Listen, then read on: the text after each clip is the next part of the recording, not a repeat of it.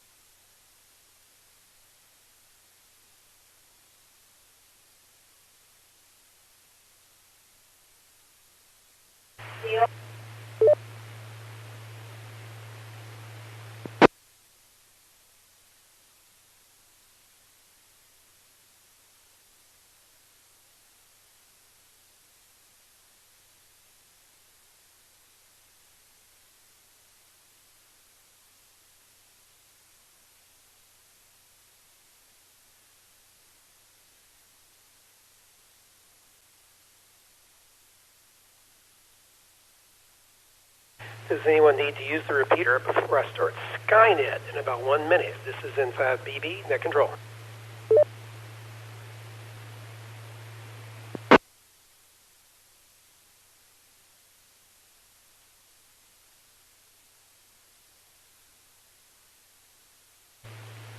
Mr. Chairman, I need to make myself very clear. If we uplink now, Skynet will be in control of your military. But you'll be in control of Skynet, right? That is correct, sir. Skynet.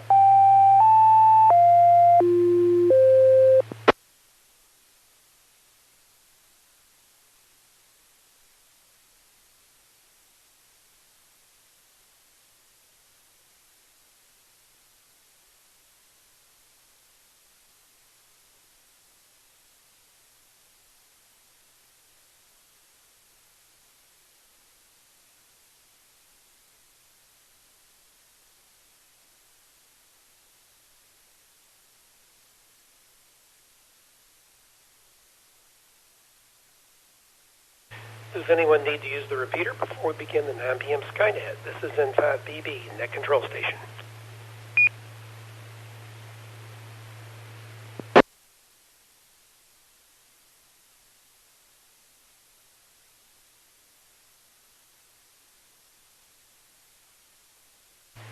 This is N5BB, November 5, Bravo, Bravo. My name is Bill. I'll be your net control for this session of the Dallas Amateur Radio Club Skynet. Skynet is a weekly net called every Saturday night at 9 p.m. concerning the subject of astronomy and space. Our purpose is to help amateurs become more familiar with the nighttime and the daytime sky, astronomy, and space in general. This net is open for all amateurs interested in this topic. We encourage your participation, comments, and suggestions for this net. Stations with priority or emergency traffic may enter the net at any time using a pro sign, break, and your call sign.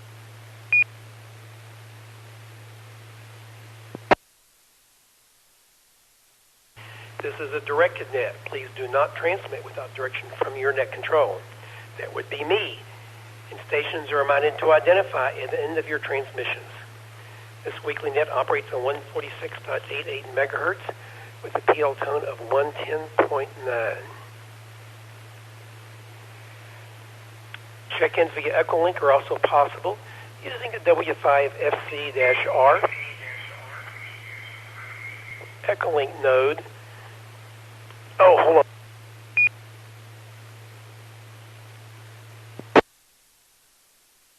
Something accidentally hit my keyboard here, causing a lot of garbage to be in the script. I'm fixing it now. Check-ins are also possible using a W5FC-R Echolink node number 37247.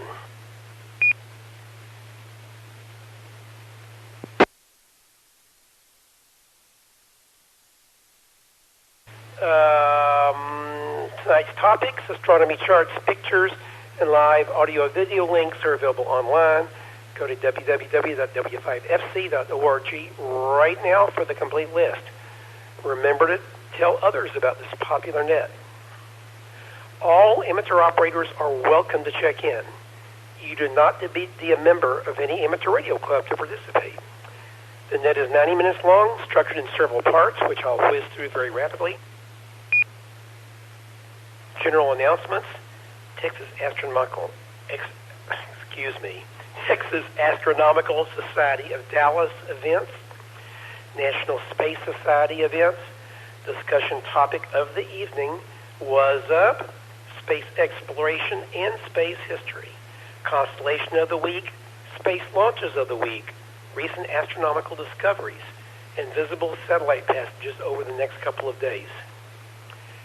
Then, if we have any extra time, we'll have astronomical questions and answers and the 73 round. All amateurs licensed to transmit on this frequency are invited to check in. This is N5BB, Net Control for Skynet. Let's start with short time check-ins. If you can't stay very long, please check in now. Please come with your call sign, your name, and your location. This is N5BB, Net Control.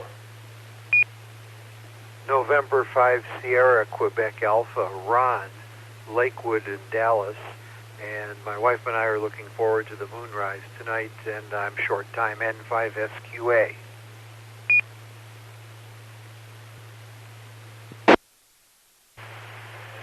Kilo, Golf, 5, Uniform, Foxtrot, Romeo, Jacob, Farmers Branch, low power on backup battery.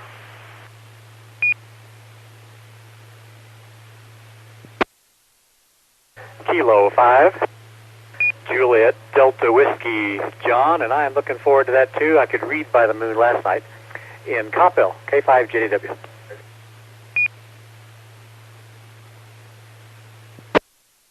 Kilo Foxtrot 5, Zulu Bravo Lima, Bill, Farmers Branch.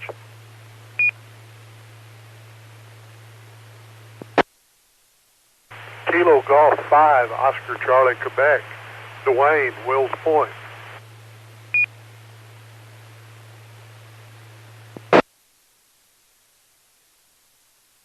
Kilo India 5, Sierra X-Ray Echo, Brandon, Wiley, Texas.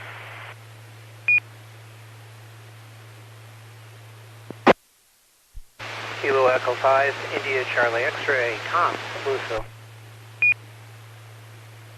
Okay, let's pause right there. I'm only taking short-time check-ins, so I don't know if Tom is checking out quickly, but hang on here. I can't believe there's this many short-timers only. Let me go again. I recognize Ron in 5SQA, Jacob, KG5UFR, John, K5JDW, Bill, KF5ZBL, Dwayne, KG5OCQ, Brandon, KF5SXE, and Tom, KE5ICX. Do we have any other short-time check-ins? If so, to Skynet, come down.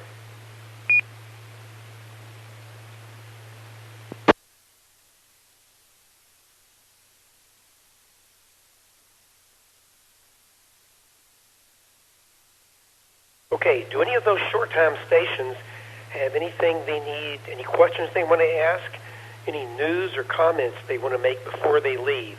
So the people that have checked in so far short time, if you need to say anything before you leave the net, any news or anything like that, come now with your call sign only. N5SQA.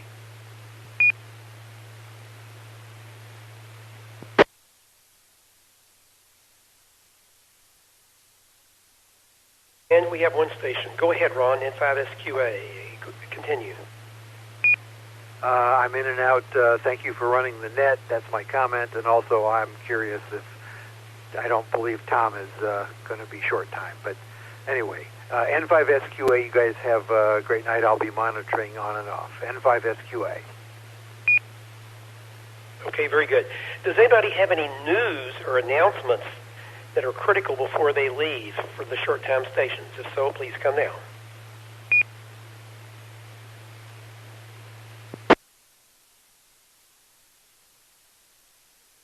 Nothing heard. No problem. Okay, now do we have any general RF check-ins? These are regular RF check-ins to the net. Echolink will be later. If you'd like to check in on RF, please come now. This is N5BB, Skynet. Please come with your call sign, your name, and your location.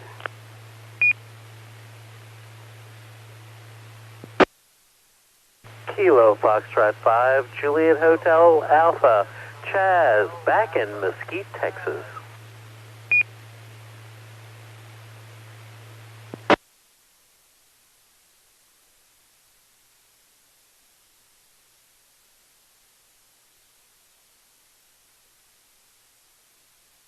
I can't believe we only have one RF check-in, but all I got is Chaz, KF5JHA. I'll try one last time. Any other RF check-ins to Skynet? This is N5BB, Net Control. This is November 5, Oscar Foxtrot, Clay, also in Mesquite. This is Alpha 5, Alpha Hotel, Robert Richardson.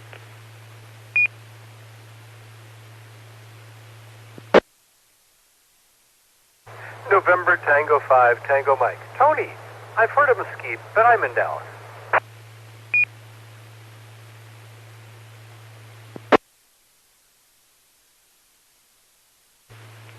Kilo 5, Mike, Charlie, Delta, Cody in Dallas. Whiskey Bravo 5, Oscar Zulu Lima, Brenda in DeSoto.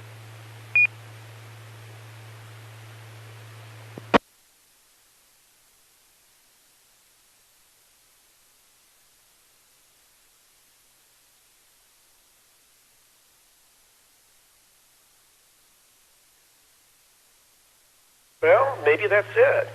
Okay, I recognize N5OF Clay, AA5AH Robert, NT5TM Tony, K5MCD, NT5TM Tony, and K5MCD Cody, and WB5OZL Brent. RF check-ins to Skynet. Please come now.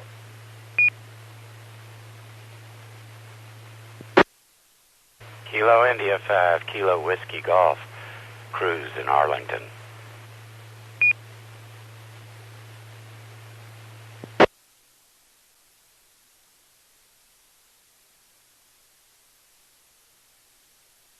One last check-in. We have KF5 KWZ. Hello, cruise. Okay, now, since there's no other RF, let's go over to Echolink. And let me see. Chaz has said hello. Who else is over there? K5 KTX. Kelly, do you want to check in on RF?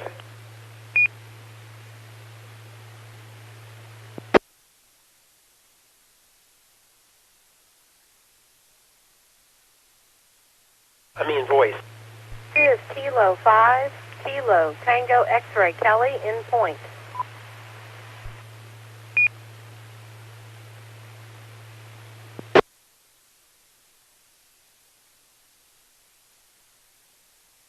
We got you, Kelly. You're always on the point. Let's see, who else is over there? W5BLT, Mr. Bacon, Lettuce, and Tomato. Bill, do you want to check in on audio?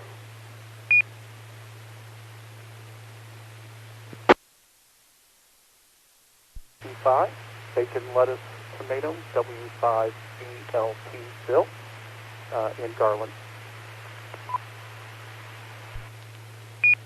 We got you, Bill. W5BLT. Next, we have Charles, KC5RAI. Do you want to come in on audio, Charles?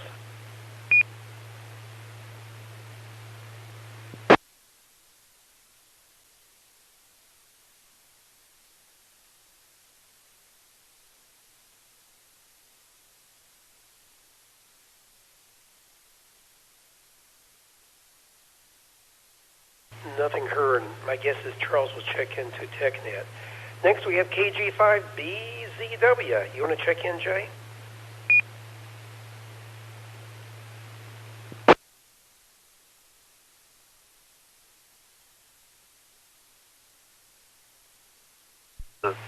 Kilo Golf 5, Bravo Zoo Whiskey, Jay near Wedford, and also I'll mention last station you called and the Echolink text said they were listening only. So, excuse me, KG5BZW.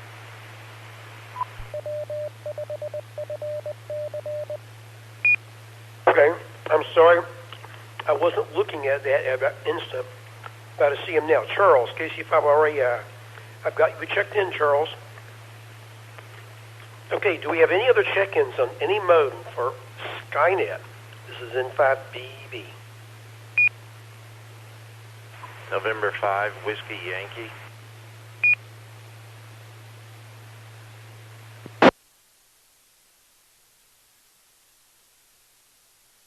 November 5, WY. Good evening. Please let us know your name and location, and welcome. November 5, Whiskey Yankee. Name is Joe, and I'm in Dallas. A very good welcome to you there, Joe. N5WY. Welcome to Skynet. Okay, one last try. Do we have any other check-ins to Skynet via any mode? This is N5BB.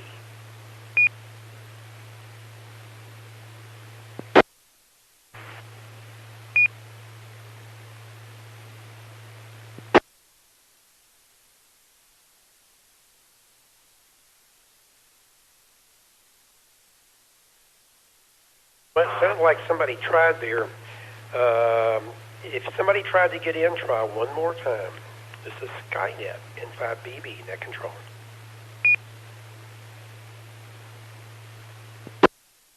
Kilo India 5, Uniform, Juliet, Dustin in Dallas.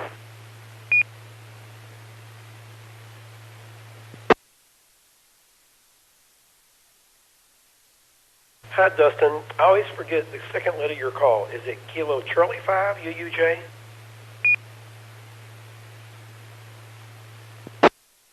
No, it's Kilo India 5. We got it, KI5 UUJ. I apologize. It's a mistake on my part. A shortcoming. We recognize you. Okay, let's move ahead now. Now that we've got all of our check-ins on all modes, nobody else is there on Echolink. Do we have any general announcements?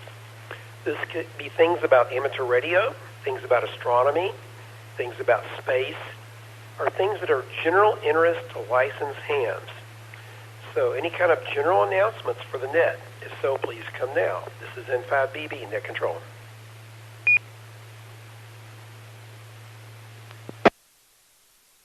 November Tango 5, Tango Mike.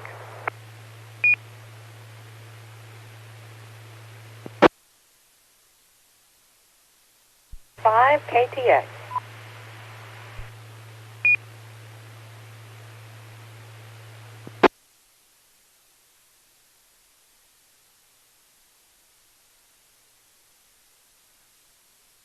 Very good. We have two takers.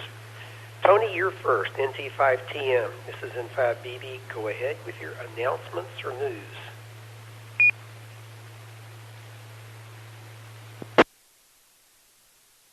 Thank you, Bill. There are several radio foxes out on the loose this weekend from the Richardson Wireless Club, the White Rock Lake Amateur Radio Club, and others. Please check out ntxardf.org for more information. November Tango X-Ray, Alpha Romeo Delta Foxtrot, North Texas Amateur Radio Direction Finding.org for more information. There will also be a special training class tomorrow on 80-meter fox hunting at 3:30 p.m. at Dreyfus Point on the east side of White Rock Lake. I guess at this point at night, if you want more information, it would be easiest to say email me, nt5tm@w5sc.org, and I will put you in touch with the instructor.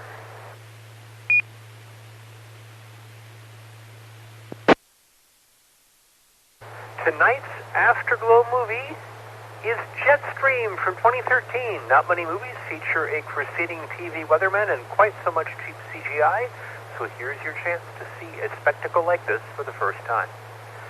This month's Dallas Amateur Radio Club meeting will focus on getting us all ready for ARRL Field Day. Please join us this Tuesday night at 7 p.m. at the Dallas Medical Center. The meeting is free and open to the public. As always, more details are found at w5fc.org. Field Day is usually hot, but it's usually also a blast. I really hope you'll join us. And if you can't join the DARC, I hope you'll join your local club.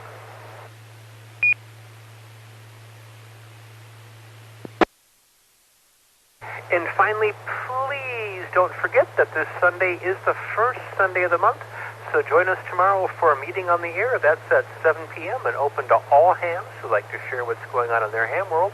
And then a Racey's training net at 8 p.m. Everyone is welcome to listen, but only Racey's appointees can check in. This is NT5TM. Back to net.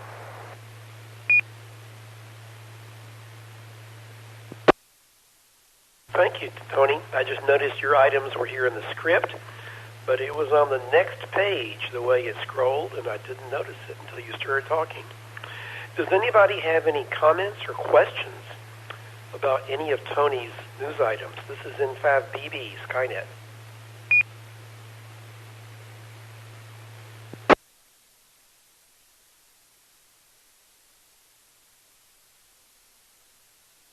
Nothing heard.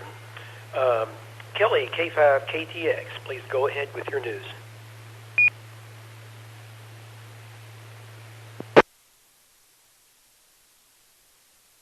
Hey, Bill, this is K5KTX. I have a couple of items.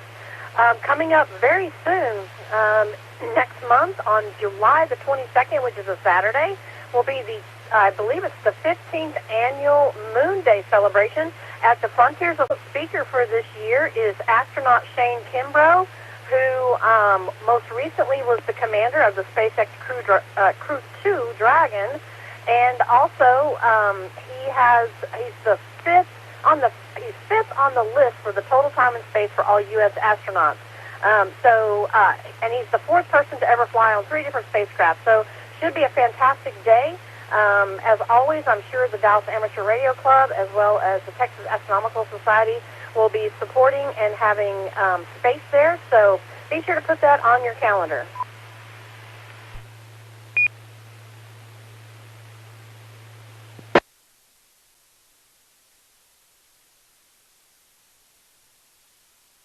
The second item that I had was about the upcoming solar eclipses. The first one being in October the 14th of 2023, which is an annular eclipse. And then we have a total solar eclipse that's on April the 8th of 2024. So a lot of places are selling out already, and I've even heard of people getting their reservations canceled and then asked to pay about 5 times more than what they had originally paid. So if you don't have reservations yet for a location along the path, here's a couple of other options for you. This year, the El Dorado Star Party, which is an annual event, will be the last day of that Star Party will be the day of the annular eclipse, and they are in the path.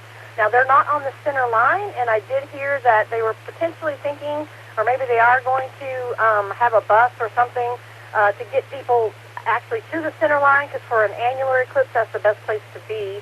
But anyway, the El Dorado Star Party, which is in El Dorado, Texas, south of San Angelo, it is going to be the week of October 9th through 14th, and the 14th is the day of the eclipse. They also are going to do a day of the eclipse where you could just come in for the day and set up. Now, this would be in a non-powered area, and I'm sure those spots are probably going to sell out pretty quickly. Registration for the Star Party will open up in August, so you can go to eldoradostarparty.org and get all the information. Now, the Texas Star Party, which is we just finished our annual event, they are hosting an event for the total eclipse next April. They have secured a spot at Latham Springs Camp and Retreat Center, and this is a location that is right on the center line, and it is due west of the town of West, Texas, just north of Waco. And they don't have any information on their website yet, but I'm sure the details will be coming soon. And again, this is for next April's total solar eclipse. The website is texasstarparty.org. So a couple of options there if you don't have your reservations and plans set for those 2 eclipses. And that's all I've got. This is K5KTX.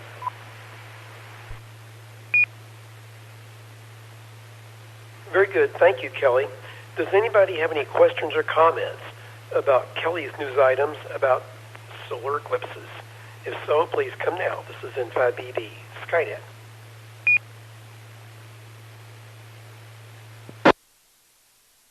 November Tango 5, Tango Mike. Go ahead, Tony.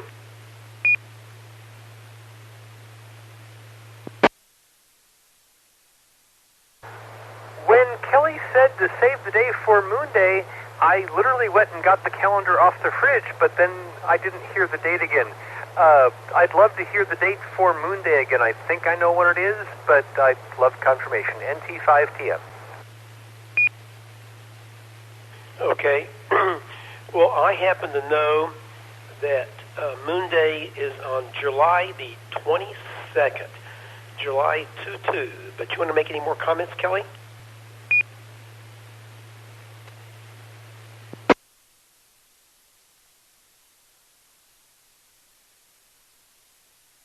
That is correct. July 22nd. This is K5KTX. Yes, I will be there with several groups, mainly the National Space Society. I have somebody I know in Houston who's retired that I'm trying to get to come up to it and maybe even speak about her experiences with the Space Shuttle program. So I'm hoping that occurs also. Okay. Any other questions or comments about Moon Day or the solar eclipses? This is N5BB, Skynet.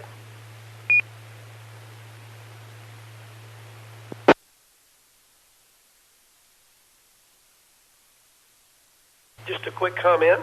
If you have not been to the Frontiers of Flight Museum, and in particular if you've not been to Moon Day at that location, it is an amazing event. She said you can listen to an astronaut talk and maybe other people speak about things related to space. Moon Day is within a week of the date that we first landed on the moon in July 1969. It's the anniversary week. There is the Apollo 8, I believe, capsule that went into space is sitting there on long-term loan from the Smithsonian to, I believe, to the museum. And you can look at it and see it up close. And there's lots of other cool stuff there, and there will be lots of groups there. National Space Society will have several tables with literature and other things you can discuss, and you can join our group. There's the Mars Society will be there, Dallas Mars Society. Dallas Amateur Radio Club, I believe, will be there. They're normally there. And AMSAT is normally there. And I believe Kelly, of course, will be there with her telescope normally. And sometimes we listen to satellites there. So there's all kinds of other, and plus there's other groups there, from everything from Girl Scouts to just a wide range of other groups. So a lot of fun things going on at Moon Day at the Frontiers of Flight Museum. It's a really neat event. I strongly recommend you visit on that day, July the 22nd. It is a Saturday, and it is the middle part of the day, from mid-morning to kind of mid-afternoon usually. Okay, do we have any other announcements before we move ahead in the net? This is N5BB, Skynet. Or any late check-ins?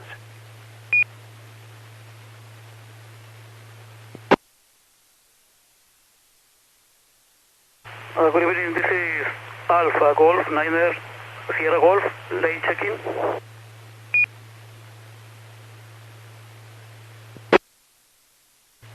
Kilo Charlie 5, Mike, Papa Oscar, Jamie, North Dallas.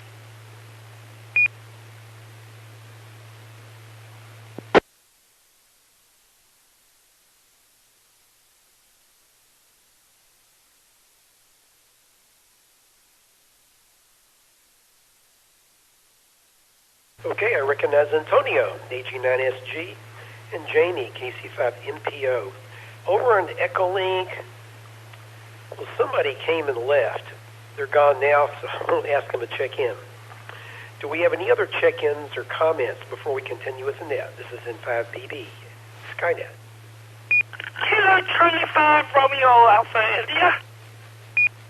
KC5RAI, go ahead, Charles. Well, I had a question I wanted to ask, because in the past, I used to see stuff from NASA over when on broadcast.com. Well, they no longer exist. So I was wondering where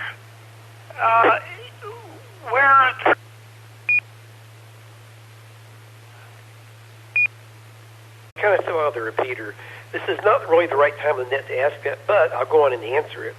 You want to look for NASA TV if you're looking for video feeds. NASA TV. Just do a web search, or if you have some kind of television service, it probably has a channel for NASA TV. That's where you can find that, NASA TV. And NASA also has a website with lots of information. Does that answer your question, Charles? Yeah, thanks. KC5RAI, back to the net. Okay.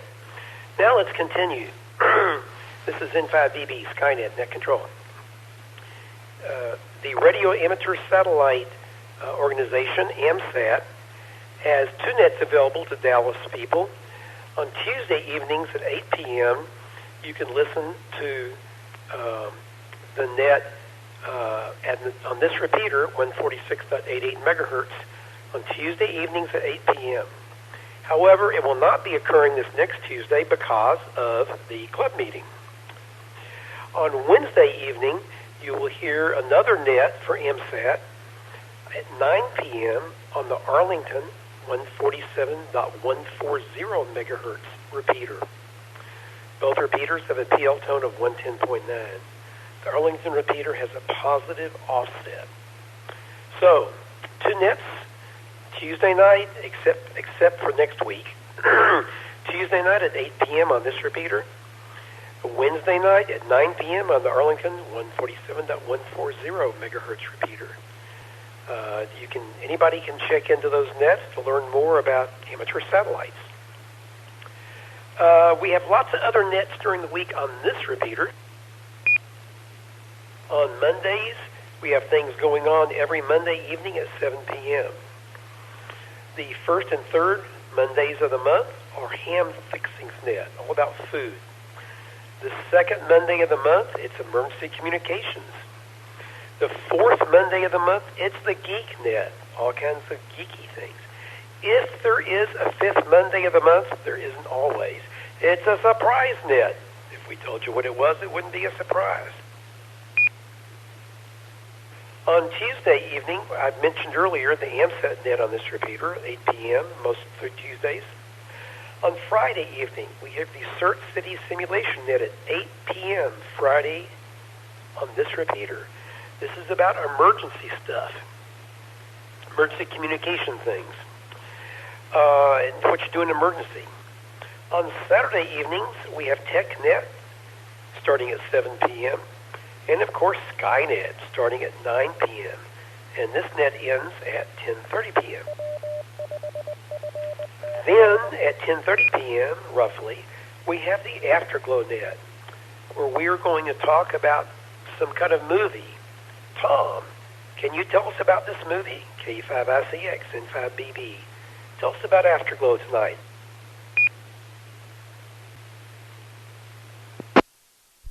Why, sure, Bill, I'll be happy to. This is KE5ICX. Tonight's Afterglow info is as follows. The weatherman looked at his predictive model and realized he wasn't the best weather person in the business. His latest report stated, increasing darkness tonight with good chance of light in the morning. His extended forecast included increasing coldness in the fall with a chance of flurries in December and January. So it came as no surprise when he suddenly stated quite unexpectedly, the jet stream will have over 500-mile-an-hour winds later this week. His boss kept looking for a reason to fire the fop. That's when the entire city of Seattle flew past his window. Join us for, the movie. It's called Jetstream from 2013, tonight at 10:30 p.m. You won't believe it. Back to you, Bill. KE5ICX. Unbelievable. Thank you, Tom. This is N5BB, and this is the isn't Afterglow time yet, but it's Skynet. Skynet time.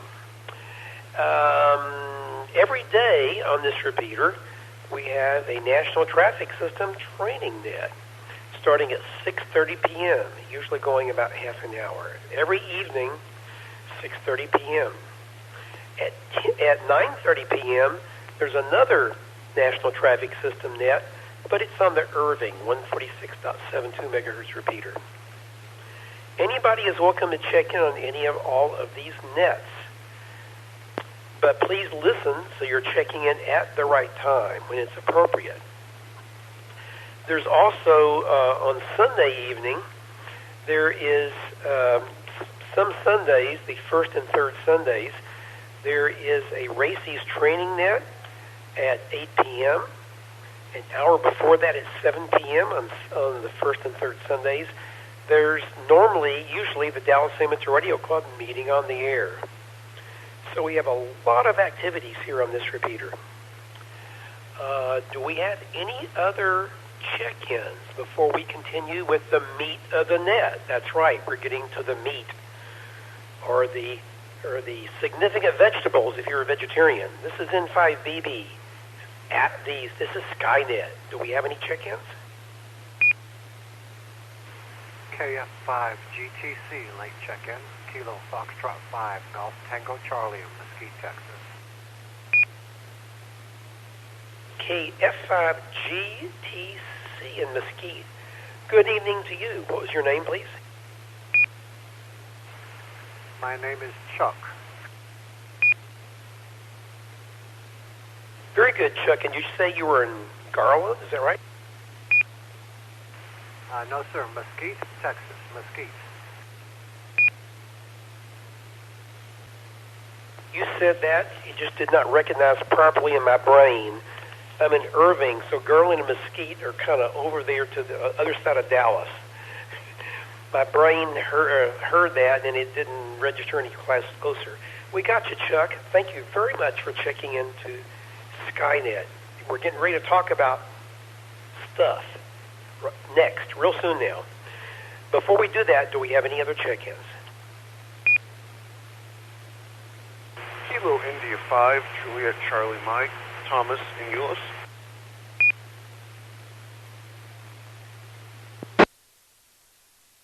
Kilo Bravo 9, Sierra Oscar Kilo, Sean in Fort Worth.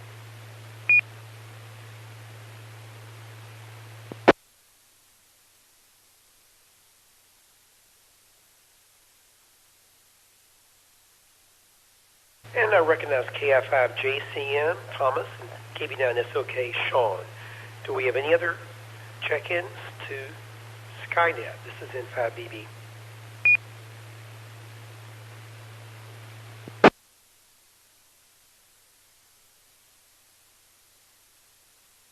Nothing heard. Okay.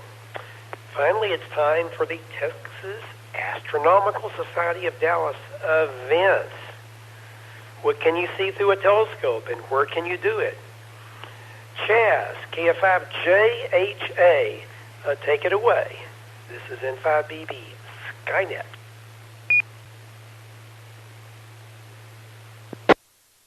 Thank you, Bill. There's a correction. It's the Apollo 7 capsule, not the Apollo 8 capsule. That's what Tom said over here on Echolink. That's at the Frontiers of Flight Museum. Okay.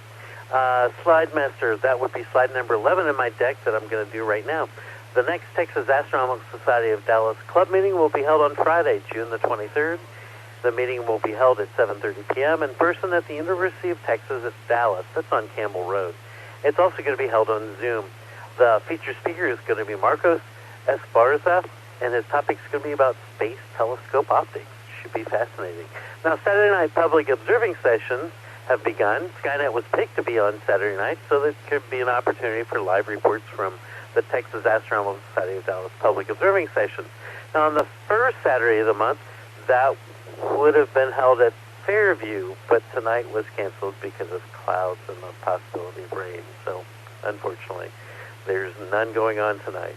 Now, if you want to get more information, go to the website texasastro.org, and that'll give you up-to-date information and details about meetings and public observing sessions for the Texas Astronomical Society of Dallas. And back to net control, this is KF5JHA, back to N5BB. Thank you there, Chaz. Okay, any comments or questions or check-in before we continue? This is N5BB, Skynet.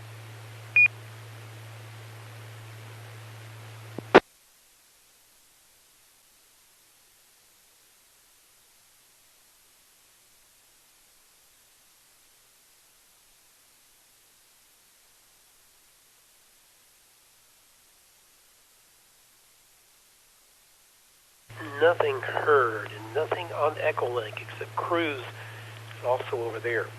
Okay, now unfortunately, I believe you're going to have to listen to me for a while. I have some National Space Society events. The North Texas chapter of the National Space Society is very active. I happen to be the membership director and the member at large for the local group. This is a nonprofit dealing with human activities in space. The next National Space Society North Texas meeting will be on Sunday afternoon, June the 11th. That's a week from tomorrow at Spring Creek Barbecue in Irving on Highway 183 at Beltline. The meeting starts at 3:30 p.m. with myself, Bill Byram, presenting a recap of the International Space Development Conference 2023. Then at 4 o'clock p.m., we will have a virtual presentation by a NASA person whose name I do not know for sure, so I'm not going to try to guess it. This person is involved with the Viper project. This is the Volatiles Investigating Polar Exploration Rover. My, that's a mouthful, Viper. This is a planned mission to send a rover to the near the South Pole of the Moon to sniff around and look around and root around for volatiles. What kind of volatiles are we interested in? Well, things we might be able to make use of by a group of humans visiting down there.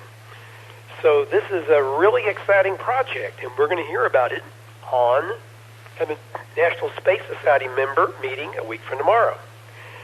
You can go to our meeting in Irving, as I mentioned earlier, or you can listen virtually, because I make a strong. It'll be on Echolink, on WebEx, so you can listen virtually at your house if you just can't make it to our meeting. To participate, you can send me an email, and I'll send you back the link once I've got it generated for the WebEx. How do you send me an email? N5BB at ARRL.net. That's November 5 Bravo Bravo at ARRL.net. Or space at Byram.net. SPACE at BY.net.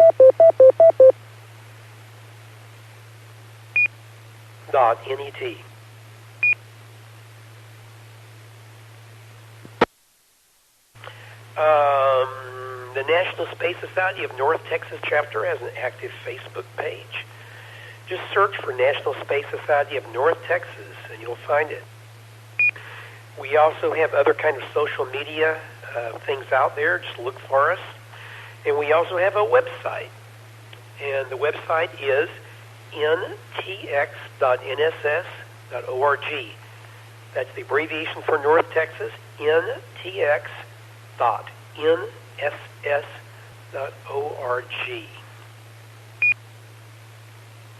Before I continue, do we have any questions, comments, or late check-ins? This is N5BB, Skynet.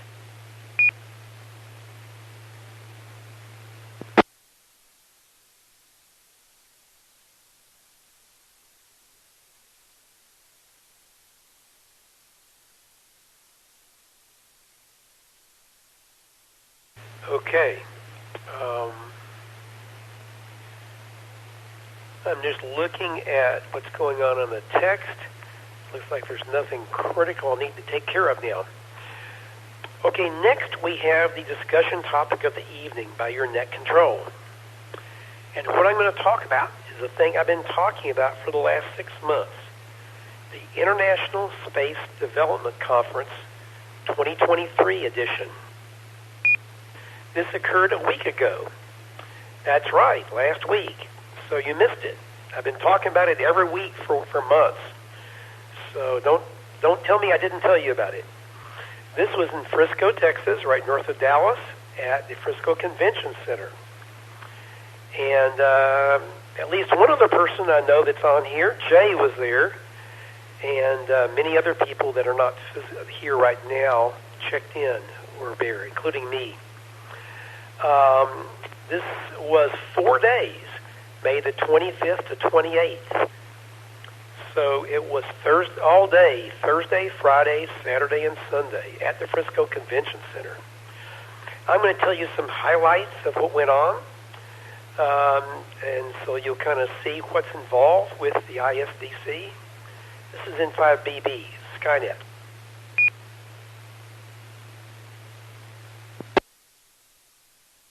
By the way, ISDC next year will be in the Los Angeles area, I believe. It'll be in California. Last year it was in Alexandria, Virginia, right next to Washington, D.C., near Reagan Airport. So, who was there? That was interesting. Here we go. Astronaut Bonnie Dunbar. She flew on retired astronaut Bonnie Dunbar. She flew on 5 space shuttle missions between 1985 and 1998. including 2 dockings with the Mir space station. She's now a professor of aerospace engineering and director of the Aerospace Human Systems Laboratory at Texas A&M University in the Bryan College Station area. Who else was there? Another astronaut Eileen Collins. Eileen is a colonel and is a former flight instructor and test pilot. She was the first woman to pilot the space shuttle and the first person to command a space shuttle, the first woman to command a space shuttle mission. In 2005, she was the commander of STS-114, NASA's return-to-flight mission after the Space Shuttle Columbia disaster. At the meeting last week, she was signing and selling her book, Through the Glass Ceiling and Onto the Stars. She talked and was in some panel discussions. It was very fun talking to her. This is N5BB, Skynet. What other notables were there last week at ISDC? Dr. Pascal Lee. That's Pascallee.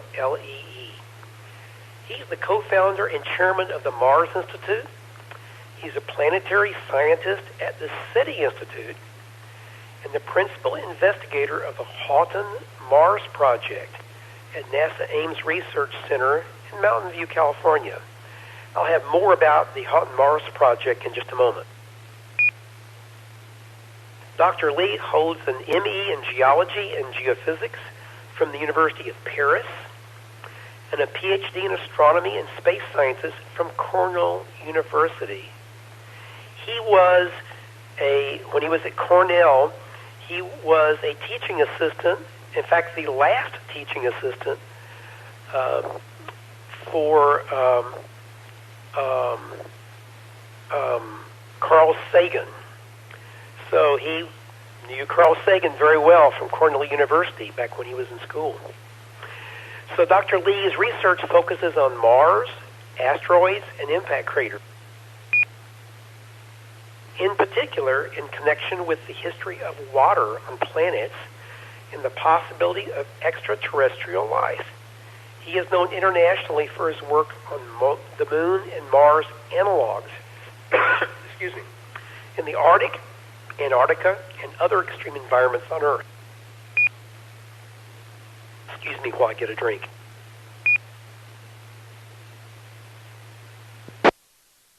He is the author and co-author of over 100 scientific publications and first proposed the Mars Always Cold, Sometimes Wet model of Mars evolution based on field studies of the geology of Earth's polar regions.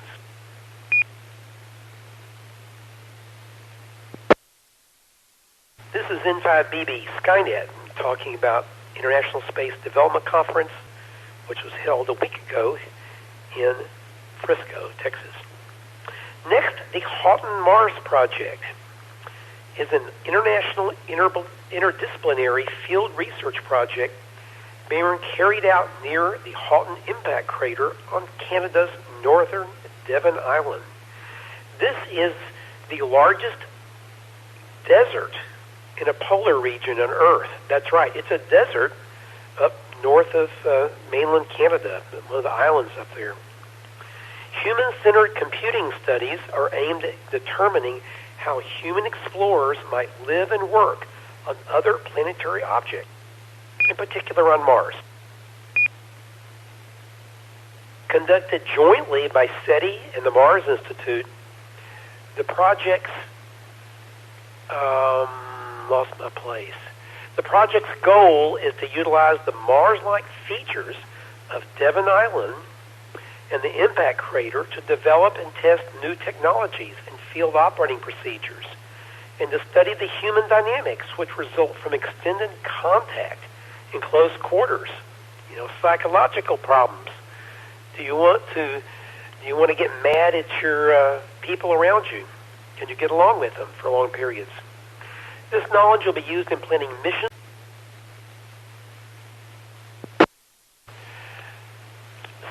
So this project, the Hot Mars project, came about as a postdoctoral research proposal by Pascal Lee, who was then a Cornell University graduate student. The proposal was approved by the National Research Council and NASA Ames Research Center in 1996. By 2000, the science and exploration research goals had been met, and a number of features which could serve as Mars analogs had been found. The core module of the NASA, this Houghton Mars project base camp, the X-1 station, had been built. It serves as a hub connecting a number of tents in a star-like configuration. The project is funded primarily by NASA, but draws nearly half of its support from other sources. A large number of governmental and non-governmental organizations and agencies worldwide contribute annually to the project's activities. This is N5BB, Skynet. And Dr. Pascal Lee had lots of slides talking about what's going on there, what they're doing. There's photographs of what's happening, all kinds of neat things. Who else was at the International Space Development Conference? A well-known person, Jared Isaacman. He is an American entrepreneur, pilot, philanthropist, and commercial astronaut. Isaacman was the commander of Inspiration 4, a private space flight using SpaceX's Crew Dragon Resilience, launched from Kennedy Space Center in Florida on September 16, 2021. The crew returned to Earth on September 18th after orbiting at 585 kilometers, that's 364 miles up, in altitude. So yes, it orbited for several days, 2 days. The mission was part of a fundraiser for St. Jude Children's Research Hospital, to which Isaacman pledged to donate $100 million. Isaacman will command the Polaris Dawn mission, the first private space flight in a series of missions named the Polaris program. He is currently undergoing commercial astronaut training at SpaceX. He's a very good speaker. He's great, and it gave a very nice, presentation there, and was on some discussion panels there at ISDC. This is N5BB, Skynet.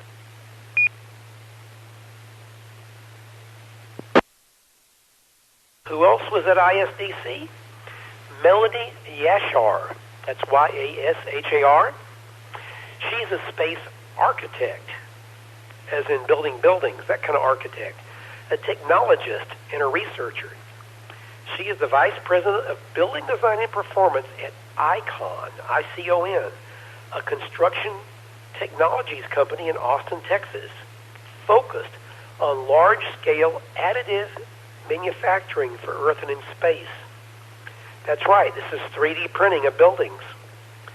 Melody oversees the architectural direction of ICON's built work, as well as the performance of their building systems to deliver optimally performing structures that shift the paradigm of home building on Earth and beyond. Collaborating across technology and construction teams, her department supports the design and construction of dignified and resilient terrestrial housing solutions, in addition to supporting the development of ICON's off-world construction systems. Notable projects of hers include Mars Ice House and Mars X House, both first prize winners in design within NASA's Centennial Challenge for a 3D printed habitat on Mars, as well as design and construction of the Crew Health and Performance Exploration Analog, CHAPIA, at NASA's Johnson Space Center.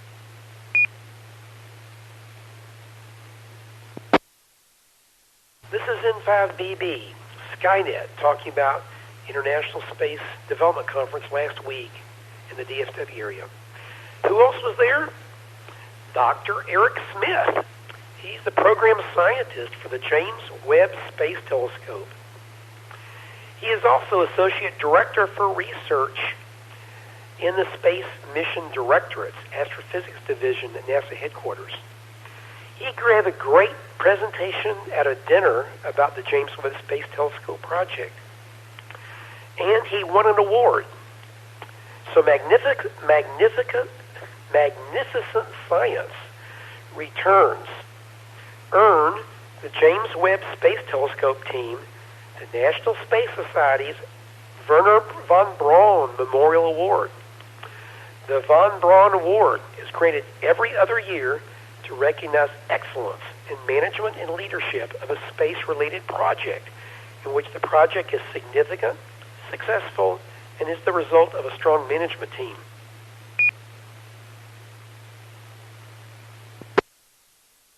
Quote, the National Space Society is thrilled to have awarded this prestigious recognition to the Webb Space Telescope team, said Anita Gale, the CEO of the National Space Society. The James Webb Space Telescope has revolutionized how we see the universe and our own solar system. Dr. Eric Smith accepted the award for the Webb team in NASA's Goddard Space Flight Center. Who else was at ISDC? Dylan Taylor. Dylan is a global business leader, thought leader, commercial astronaut, and philanthropist. He's played a seminal role in the growth of the private space industry. He is also widely considered the most active private space investor in the world. He's the chairman and CEO of Voyager Space. His influence drives much of the innovation and advancement of the space industry. However, his influence doesn't end there. His philanthropic impact in the industry began as the founder of the nonprofit and social movement Space for Humanity, which seeks to democratize space exploration, develop solutions to global issues through the scope of human awareness to help solve the world's most intractable problems. He is also the co-founding patron of the Commercial Spaceflight Federation, which promotes the growth of commercial space activity. And there's many more things. I won't continue. There's lots and lots of stuff. On December the 11th of 2021, Dylan Taylor became the 606th human to go to space as part of the crew of Blue Origin's New Shepard Mission 19. He subsequently earned his commercial astronaut wings with the FAA. This is N5BB, Skynet. Who else was at ISDC last week? Dr. David Livingston, founder and host of the Space Show. He gave a very interesting discussion on a panel. Also, Isaac Arthur. He's the new president of the National Space Society. He's a science communicator, YouTuber, and a futurist. He's best known as producer of his YouTube channel, Science and Futurism with Isaac Arthur, SFIA, where he discusses a broad range of topics on futurism and space colonization. Who else was there? Daniel Suarez, who was on panel and did some talk to everybody. He's a science fiction author and a futurist, and a very interesting person. What else happened at ISDC last week? The National Space Society selects the winners of the Rothblatt Space Business Plan competition. First place went to Ben Haldeman for his business plan called LifeShip, whose mission will be to spread life throughout the universe. So what they're doing is they're taking DNA samples that people give them for their own DNA, and they're sending them up to places like the moon on a lander. That's right. They're storing them up on the moon in a secure little capsule. So the Earth can blow up. You still got some of your DNA on the moon and other places. The second place went to Trent Tresh and his team for Bones, B-O-N-E-S, which proposed the development of an AI-based digital doctor avatar that would provide remote, effective, and efficient medical care for astronauts working in extreme off-Earth environments. And the third pile, the editor of the Ad Astra, the National Space Society magazine, He was the master of ceremony for many of these panel discussions.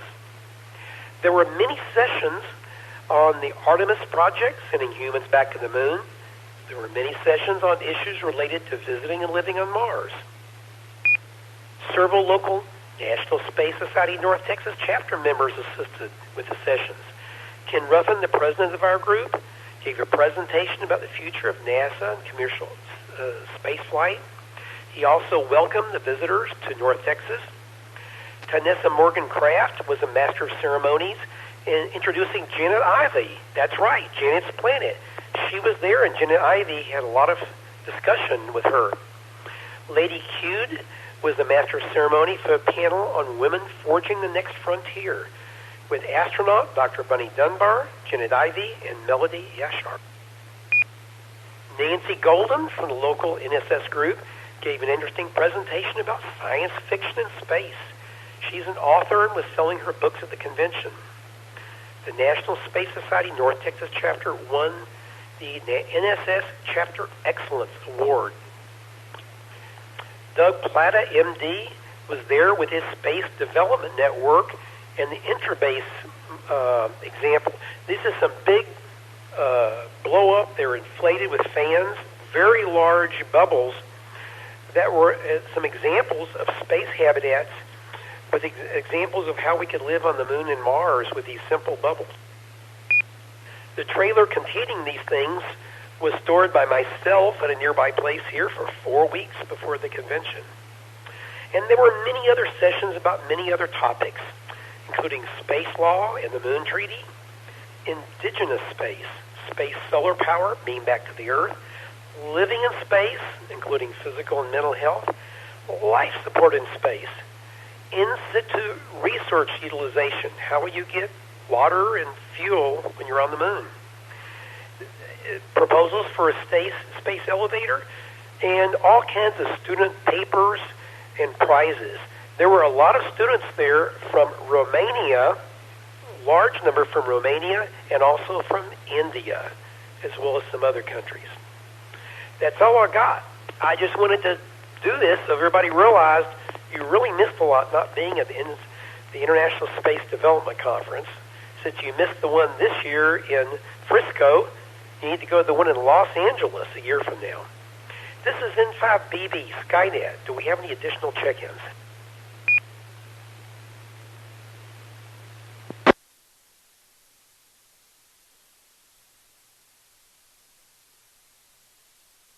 Next, it's What's Up? Chaz, KF5JHA. Take it away. This is N5BB Skynet. Time for What's Up?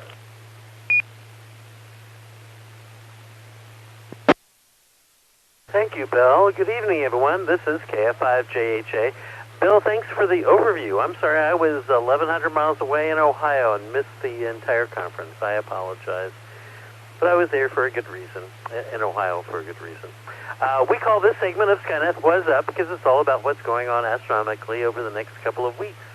Slide Masters, slide number 2. If you don't know about the video version, go to w5fc.org and you can find out where the links are for our video version of Skynet. Now, Slide Master, slide number 2, a new supernova, SN2023IXF, was found in M101 a couple of weeks ago. This picture that you might see on the video version was taken on May 26th, about a week ago, by Elliot Herman in Arizona. It seems that the supernova has peaked its brightness and will stay at its current brightness for a little while, beginning to fade after that. The supernova should be visible in most moderate-sized amateur telescopes. I haven't been able to go out and try. I was away, and now I'm back, and it's cloudy, so all right. Slide Master, slide number 3. Today, June the 3rd, is full moon. You were talking about the full moon earlier and wanting to watch it rise. That's a great deal. There is, let's see now, some interesting information. Sometimes you can find out that it has different names depending on the month. June oftentimes is called the strawberry moon because a lot of the red berries are ripening right now. Other names are berry ripened moon, green corn moon, hot moon, horse moon, rose moon, flower moon, and planting moon. Those are all names for the full moon that happens in June. Wow. Okay. Yeah. Interesting. Okay, let me see. Oh, back to what I'm talking about. June 3rd is, like I said, was full moon. It's right now. June the 6th, the moon is at perigee, which is the point in the moon's orbit that is closest to the Earth at a distance of 364,861 kilometers. June the 10th is the third quarter moon phase, and June the 17th is new moon. June the 22nd, the moon is at apogee, which is the point in the moon's orbit that is furthest from the Earth at a distance of 405,385 kilometers. Slide Master, slide number 4. On June the 2nd, and right now, Mars has been going through the star cluster, the Beehive star cluster, M44.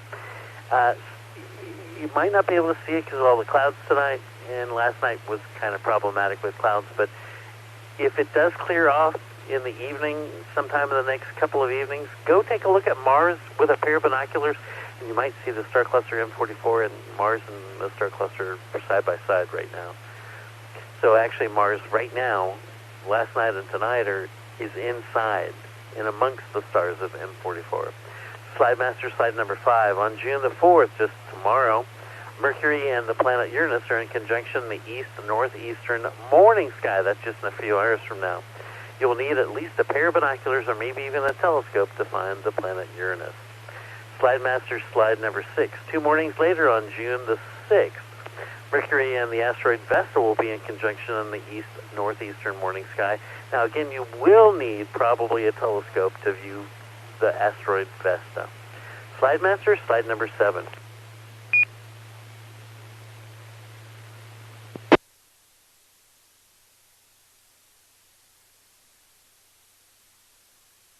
On the days of June the 7th and 8th is the peak of the daytime Arachnids meteor shower with up to 300 meteors per hour. Now, how do you observe meteors that happen during the daytime? Believe it or not, you use radio signals. Now, similar to observing lightning strikes using the crackling sound of an AM radio, you can use HF radio that bounces signals off the distant station from the ionosphere when it's disrupted by the meteors burning up in the upper atmosphere. Now, to get detailed information on how to observe meteors and meteor showers, you can visit the International Meteor Organization at IMO.net or the American Meteor Society at amsmeteors.org. It'd be interesting for some of us to do meteor observing with radios. I think we have the equipment. Slide Master, slide number 8. After midnight and before sunrise on June the 9th, the moon and Saturn will be in conjunction. You can find them in the east-southeastern sky before 3 a.m. and then in the southern sky toward dawn. Slide Master, slide number 9. In the morning twilight of June the 11th, low in the east-southeastern sky, you can spot the conjunction of the Pleiades star cluster, so known as M45, and the planet Mercury.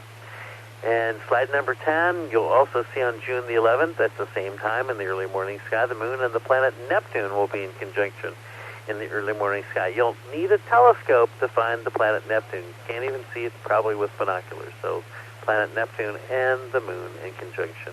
And this is KF5 JHA, and this is Skynet. Slide Master, I'm skipping slide number 11, goes directly to slide number 12.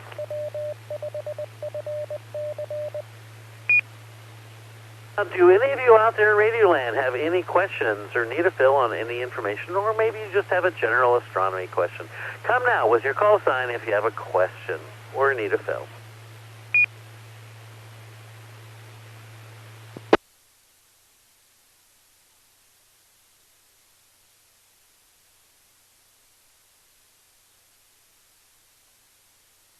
All right, hearing nothing. Slide number 13.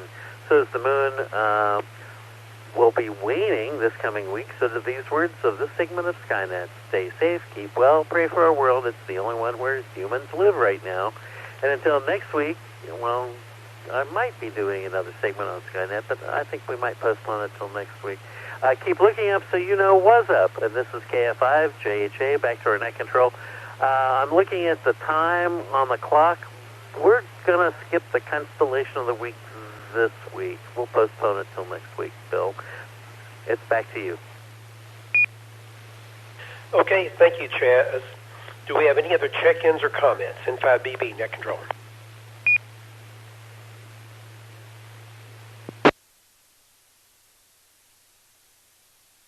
Next, we should have Kelly, K5KTX, Space Exploration and Space History. Take it away, Kelly. This is N5BB, net control for Skynet.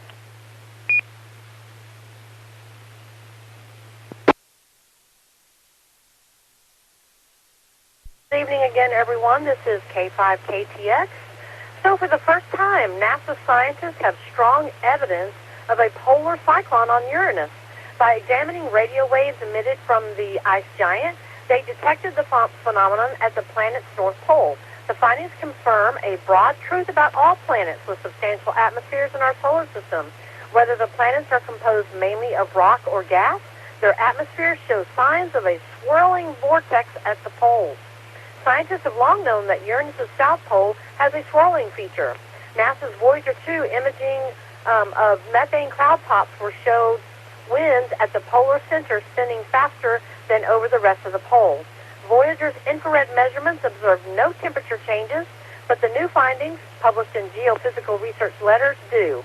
Using huge radio antenna dishes of the Very Large Array in New Mexico, they peered below the ice giant's clouds, determining that the circulating air at the North Pole seems to be warmer and drier, the hallmarks of a strong cyclone. Collected in 2015, 2021, and 2022, the observations went deeper into Uranus' atmosphere than any before.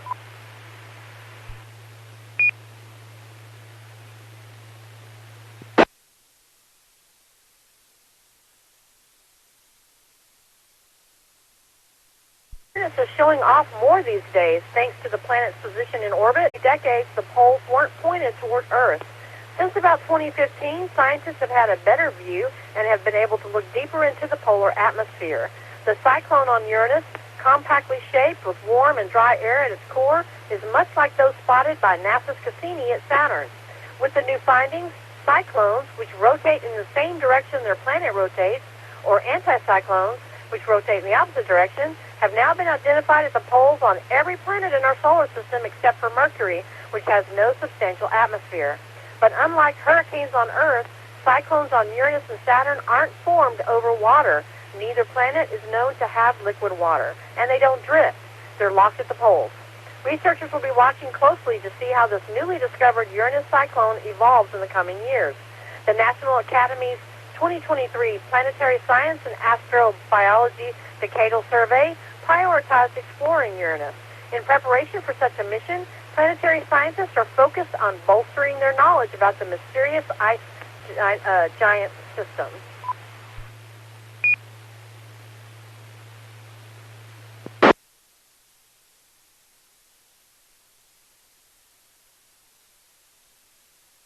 In space history for this past week, starting with May the 28th, back in 2002, NASA announced that the Mars Odyssey spacecraft had detected large quantities of water ice below the surface of Mars.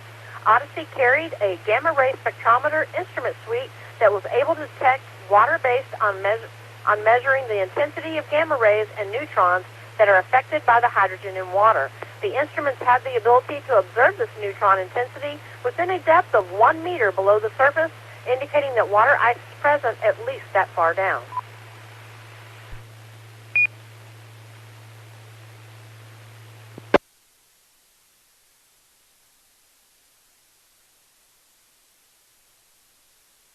May the 29th, back in 1999, Space Shuttle Discovery STS-96 became the first spacecraft to dock with the International Space Station, or ISS. Discovery, crewed by astronauts Kent Rominger, Rick Husband, Ellen Ochoa, Tammy Jernigan, Dan Barry, Julie Payette of the Canadian Space Agency, and Valery Tokarev of the Russian Space Agency Roscosmos, spent over 5 days and 18 hours docked with the ISS. The crew transferred 3,567 pounds of supplies to the ISS, including 84 gallons of water. They also performed housekeeping tasks for the benefit of future crews that would live on the ISS, such as cleaning filters and checking smoke detectors. There would be 3 more shuttle missions, STS-101, 106, and 92, and the arrival of the Zvezda service module before the space station would be ready to host a long-term crew. Expedition 1 docked to the ISS on November 2nd, 2000. On May the 30th, back in 1971, the Mariner 9 probe launched from Cape Canaveral, Florida. Following Mariner 8's failed launch 22 days earlier, Mariner 9 became the first mission to successfully orbit Mars. 3 previous Mariner missions had flown by Mars and sent back a limited amount of data. Getting into orbit around Mars was considerably more challenging, but allowed for a far greater analysis. Mariner 9 arrived in the sky above Mars during a massive planet-wide dust storm that prevented quality images from being taken. After a month, the storm subsided and Mariner 9 began mapping the surface. Its findings were groundbreaking. The cartography revealed ancient riverbeds, massive volcanoes, and a 3,000-mile-long canyon. Mars's moons Phobos and Deimos were also photographed from close range for the first time. After one bountiful year in orbit, contact was lost with Mariner 9. It remains in a decaying orbit around Mars.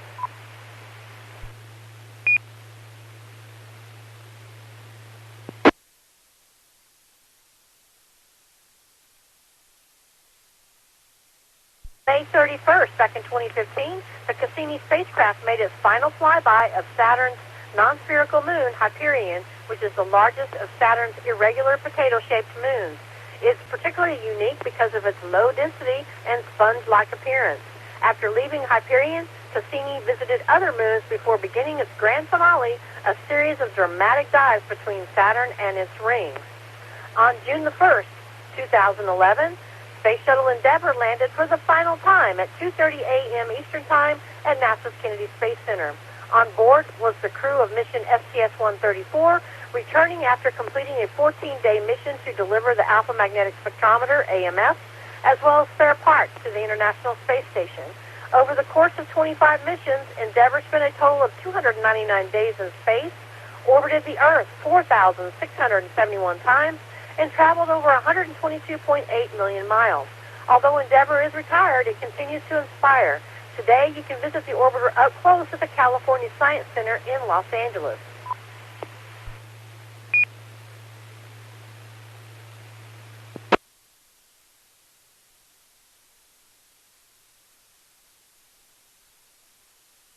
June the 2nd, 1966, Surveyor 1 landed on the moon. It was NASA's first lunar soft lander in the uncrewed Surveyor program. This lunar soft lander gathered data about the lunar surface that would be needed for the crewed Apollo moon landings that began in 1969. The successful soft landing of Surveyor 1 on the Ocean of Storms was the first by an American space probe on any extraterrestrial body, occurring on the first attempt and just 4 months after the first moon landing by the Soviet Union's Luna 9 probe. Surveyor 1 was launched May the 30th, 1966 from Cape Canaveral Air Force Station in Florida. Surveyor 1 transmitted 11,237 stills of the lunar surface to the Earth by using a television camera and a sophisticated radio telemetry system. Also on June the 2nd, back in 1977, 14 delegates from nations around the world, as well as United Nations Secretary General Kurt Waldheim, recorded greetings for the Voyager space probe's golden records. These gold-plated copper records contained information on Earth's multitude of cultures so that any being who finds the records can play them. In total, 12 records were made, 2 of which were placed on Voyagers 1 and 2. Both probes launched a month apart in 1977. In addition to the delegates' messages, the golden records contain greetings in 55 dialects, 54 human languages, plus a humpback whale, as well as images from Earth and instructions on how to play the records. They also contain samples of the isotope uranium-238, enabling future spacefarers to measure the radioactive decay and determine the age of the records.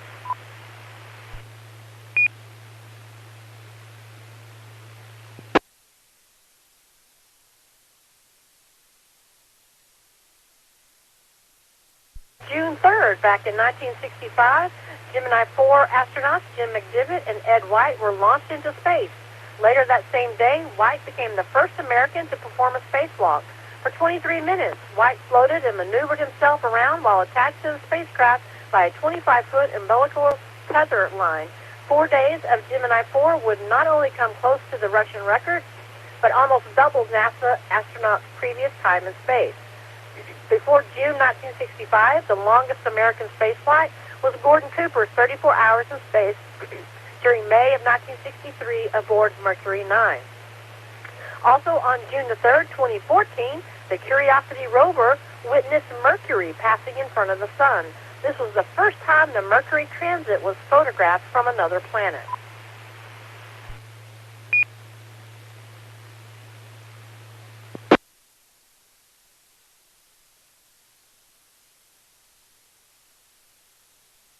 In this past week, we had a few astronaut birthdays, starting with May the 28th, 1944, Paul Scully Power, who was on mission STS, Space Shuttle mission STS-41P.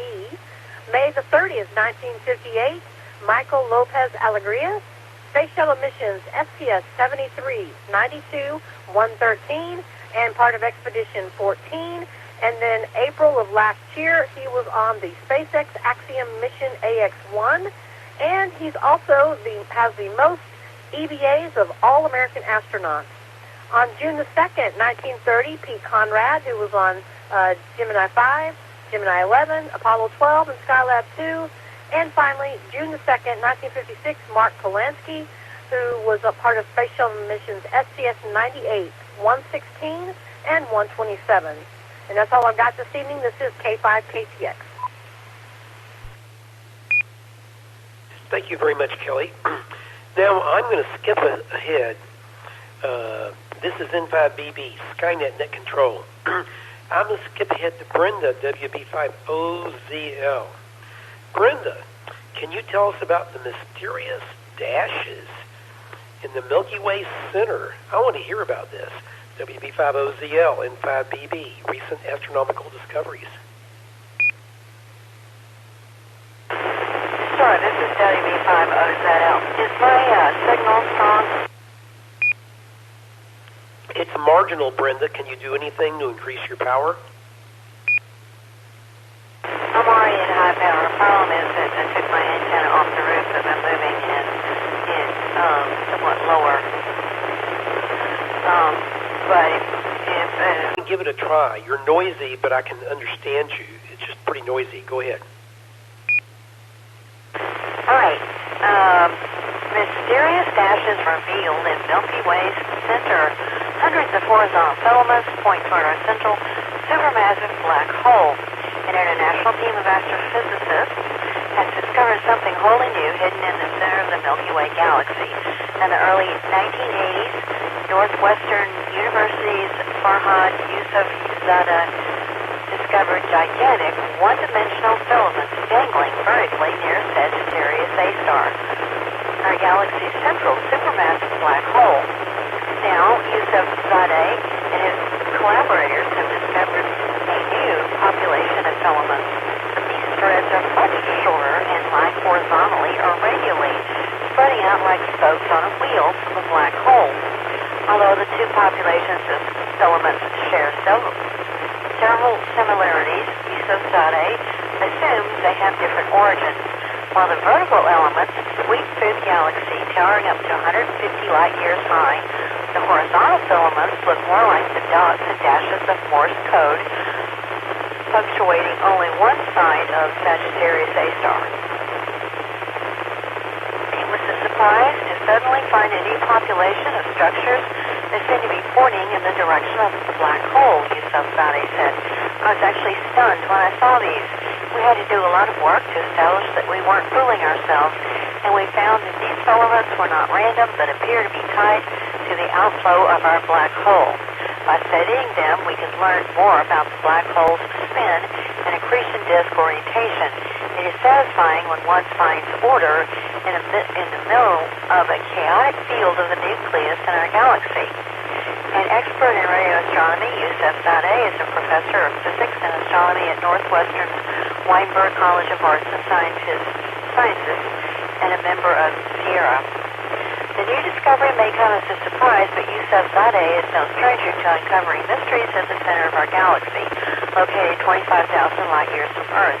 The latest study builds on 4 decades of his research. After first discovering the vertical filaments in 1984 with Mark Morris and Don Chance, Yousafzadeh, along with Ian Haywood and other collaborators, later uncovered 2 gigantic radio emitting bubble near Sagittarius A star. Then, in a series of publications in 2022, Yusuf Zadeh, in collaborations with Hayward, Richard Arendt, and Mark Wardle, revealed nearly 1,000 vertical filaments which appeared in pairs and clusters, often stacked equally spaced or side by side like strings on a harp. Zadeh credits the flood of new discoveries to enhanced radio astronomy technology, particularly the South African Radio Astronomy Observatory's Meerkat telescope. To pinpoint the filaments, Zadeh's team used a technique to remove the background and smooth the noise from Meerkat images in order to isolate filaments from surrounding structures. The new Meerkat observations have been a game changer, he said. The advancement of technology and dedicated observing time have given us new information. It's really a technical achievement for radio astronomers. After studying the vertical filaments for decades, Yusuf Zadeh was shocked to uncover their horizontal counterparts, which he estimates are about 6 million years old. We have always been thinking about vertical filaments and their origin. I'm used to them being vertical. I never considered there might be others along the plane. While those populations comprise one-dimensional filaments that can be viewed with radio waves and appear to be tied to activities in the galactic center, the similarities end there. Vertical filaments are perpendicular to the galactic plane. The horizontal filaments are parallel to the plane but point radially toward the center of the galaxy where the black hole lies. The vertical filaments are magnetic and relativistic. The horizontal filaments appear to emit thermal radiation. The vertical filaments encompass particles moving at speeds near the speed of light. The horizontal filaments appear to accelerate the thermal material in a molecular cloud. There are several hundred vertical filaments and just a few hundred horizontal filaments. The vertical filaments, which measure up to 150 light years high, far surpass the size of the horizontal filaments, which measure just 5 to 10 light years in length. The vertical filaments also adorn space around the nucleus of the galaxy. The horizontal filaments appear to spread out to only one side, pointing to the black hole. That's about it. There's a little more in this article, but that's the gist of it. This is from Science Daily and .com. Back to that. This is WB50ZL. Okay, thank you there, Brenda. Those weird one-dimensional filaments look really weird. Brenda has a link there on the script, and the image is crazy. It doesn't look like anything you've ever seen before. Let's put it that way. Very, very odd. Okay, we're here at the end of the net.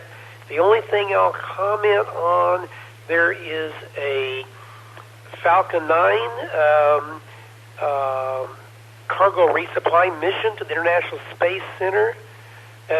Space Station is supposed to occur tomorrow, June the 4th, 12:12 p.m. Eastern Daylight Time. So that would be 11:12 a.m. our time from Kennedy Space Center. So that's a Dragon 2 spacecraft going to the ISS. And we're going to shut down the net here since it's right at 10:30. So do we have any additional comments, questions? All my circuits Check are functioning in perfectly. Skynet. Afterglow Movie Net. This is N5 BB, net control.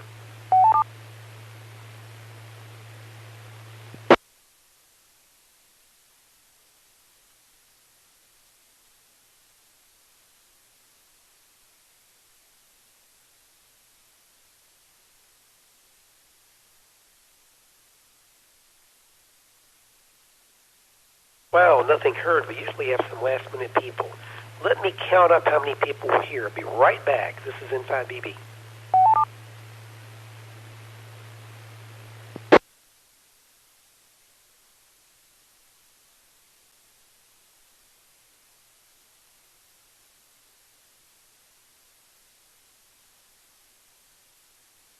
Tonight we had 26 hams participating on the air on Echolink.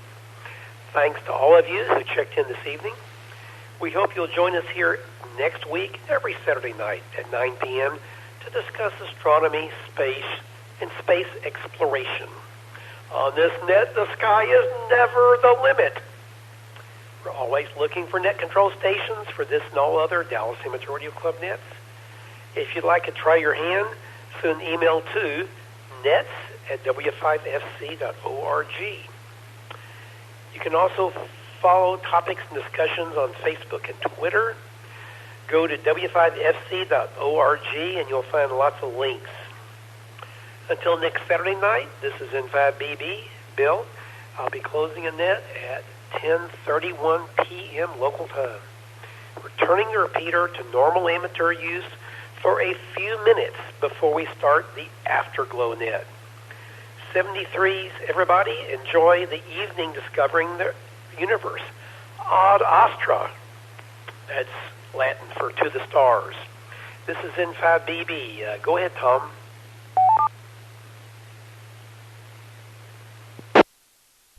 Thank you, Bill. Good night. This is KE5ICX. We'll give you about 5 minutes. We'll come back and discuss the made-for-TV movie. Why they made it, we don't know. Called Jetstream from 2013. Back. It's coming at you.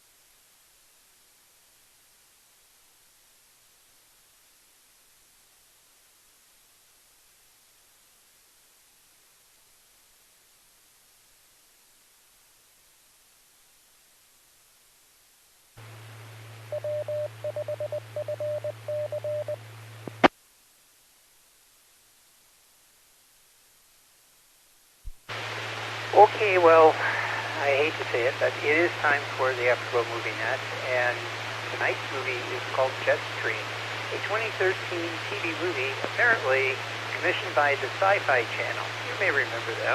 They used to do science fiction. Now they're called Sci-Fi, S-Y-F-Y. What that really means is nobody knows.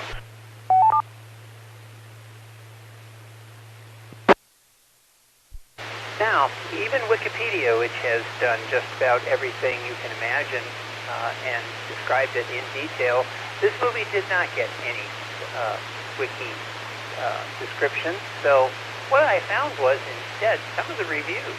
Were there professional reviews for this movie? Absolutely not. No professional would ever actually review this movie. So I found people that were probably drunk on the internet who did. And this will describe some of the things that went on in this film. This may also give you some things to discuss, because if you fell asleep, like I so much wanted to do with this particular film, you will have this opportunity to guide along your storyline, your feelings, your impressions of this fine film from 2013.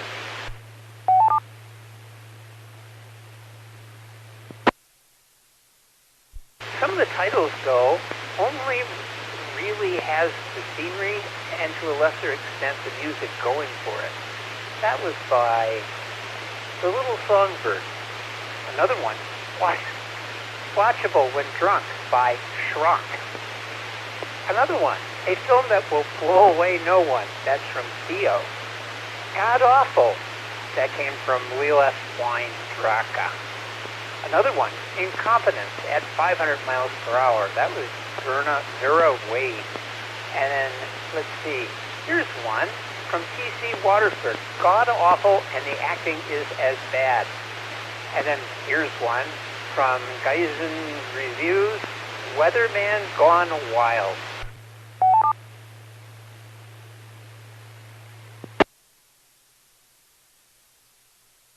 So let me just give you the one that's probably at the top. Let's see here. Let's go with Watchable When Drunk. Where to start? Let's just say that the actors in this movie are well aware that their performance here is not going to land them even a janitor position in the same frame as an A-list actor. The actors are either bland or prone to confuse hysteria with passion. Then again, the script gives nothing to be passionate about. So maybe hysterical. Hysteria was the best bet. Memorable quote. She's going to call the telephone company and put a trace on this call. You don't want that to happen, says the hero to his jailer. What? His girlfriend can call the telephone company and have the call traced?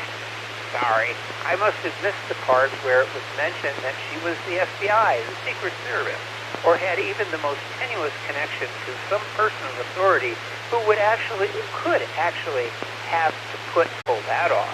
Then we have the entire premise of the film, that a weatherman has modeled climate on his laptop to be able to predict extreme weather conditions.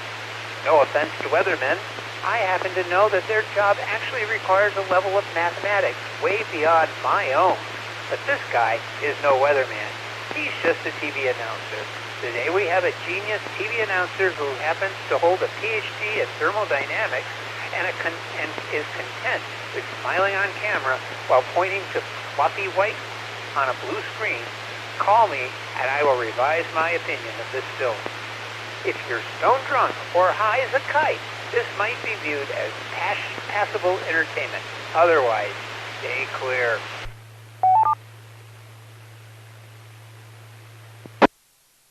Five people found this helpful and probably stayed clear of this movie.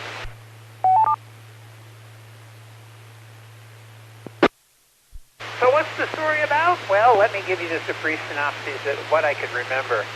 A C-17 is flying very quickly overhead, and a bunch of people in very badly done Air Force uniforms are standing around using 23rd century technology, Star Trek-y stuff with 3D displays and clear stuff that you could look at, and dropping drones into a vortex.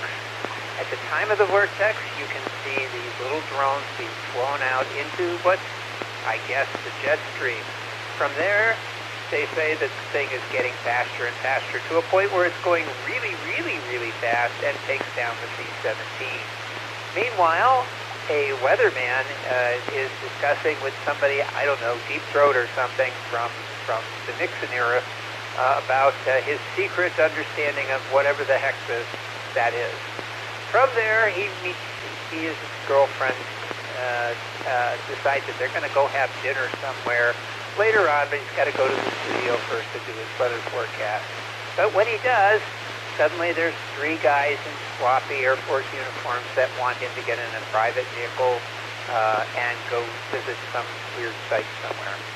In the process, we find out he has the capabilities of understanding all of this weather vortex stuff. They put him on another C-17, or maybe the same C-17. In fact, I think it's the C-17 from Flight Simulator 2008. That's what it looked to me. So it wasn't really all that dangerous or very effective as a C-17.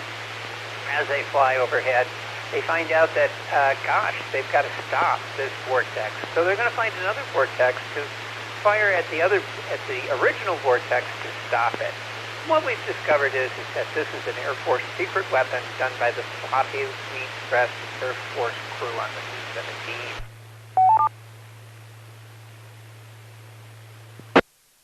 They are being directed by some lady that works at the Pentagon. I'm not sure what she does or how, but she has coffee and they smoke a lot. And they say that this is the perfect weapon because it leaves no fingerprints from where it came from. Fantastic. But the other part is it's also destroying Madison, Wisconsin, which was really hard to tell the difference between what Madison looked before the destruction of the city and after. They look pretty much the same if you ever see Madison. But apparently this doesn't seem to affect anybody, but at any rate, other things happen and other cities get destroyed in cheap special effects. And then finally, while they're flying in the C-17, they manage to stop the vortex and they carry it to where the evil guy who created all this stuff, the Air Force guy that doesn't know how to wear proper insignia right side up, and has a really terrible haircut. The Major ends up being destroyed, just like in Star Trek 6. Yeah, 6. Where to be or not to be, only this one was worse. By the way, they use the phrase failure is not an option at least twice, maybe more. At some point I was wondering why Brenda had picked this film, but in any case, we just she sometimes picks them, and Jetstream was one of them. Who knew that anybody would actually make this film? But they did. Okay, oh, and by the way, the poster shows a 747 on it. There is no 747 in the entire film, just the C-17, so they can't even get the artwork right. And with that, this is KE5ICXW, your net control for tonight's Afterglow Movie Net, Jetstream from 2013. So what we will do is I will take check-ins, I will ask for your call sign, your name, and did you see Jetstream? You can admit that you saw it. It's okay. If you say no and you give any clue as to what the plot was, we'll know you're lying and that you really did see Jetstream, and we will pummel you with any questions. If you did see the film and you admit to it, kudos to you. We'll get you a front row seat to visit the IRS because they'll want to talk to you too. Then, after we get check-ins, we'll talk about the plot for round one. The second will be the acting and the characterization for part two. And then part three will be the not-so-special effects from Jetstream. And somewhere in there, if we run out of time, which I can't imagine how that would happen, we'll just clump it all together and you can give any comments you want about the film. If you don't want to talk about the film, that's okay. You don't have to. You can talk about anything you want. We've done that before when the script and the story and the movie is that bad. So don't feel bad if you just want to change the subject. So let's go ahead and get started. I will take check-in. Please come with your call sign, your name, and did you see Jetstream? Please check in now.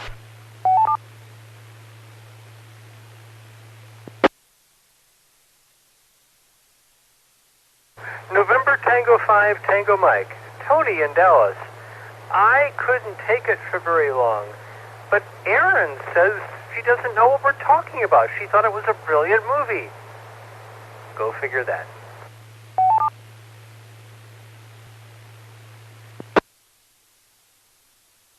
Kilo Bravo 9, Sierra Oscar Kilo, Sean in Fort Worth. Yes, I've seen this movie.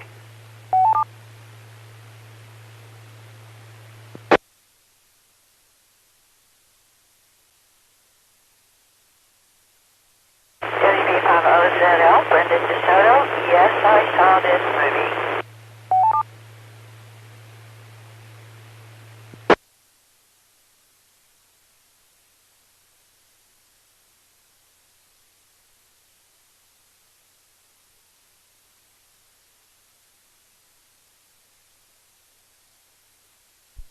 Okay, let me go ahead and get the three brave souls who have checked in. I've got NT5TM, Tony in Dallas. Yes, he saw the film, he says, until he turned it off.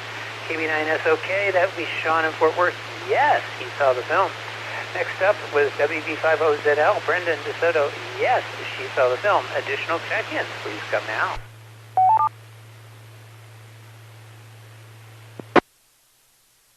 Kilo India 5, Kilo Whiskey Golf. Cruise in Arlington. I will neither confirm nor deny having ever seen this film.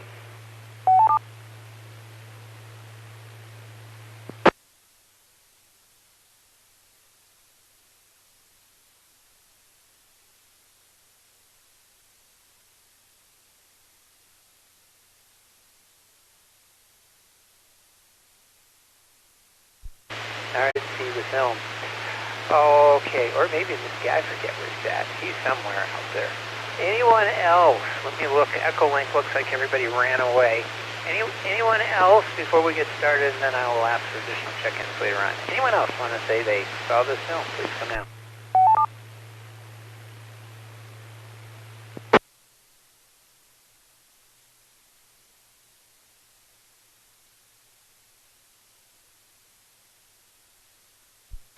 Oh man, this may be a quick one.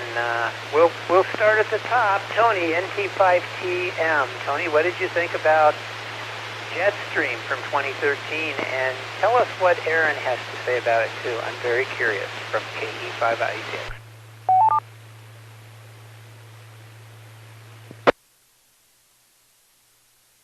Well, thank you. I think part of Erin's interest actually did come from the fact that she can't drink anymore. So she was just fascinated by all the wonderful opportunities for intoxication this movie presented. The implausibility of no one noticing when weather forecasts went wrong, because no, there are no weather models run on supercomputers several times a day that would have made all these things impossible. And so if something unexpected happened, no one would ever ask questions about it. No, and that's where she wanted a whiskey.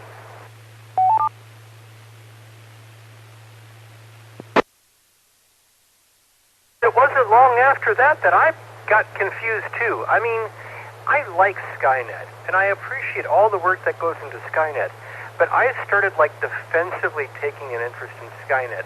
When Chaz was doing What's Up, I was running Stellarium on my laptop. And, oh, that's what that is, for just fear of this movie.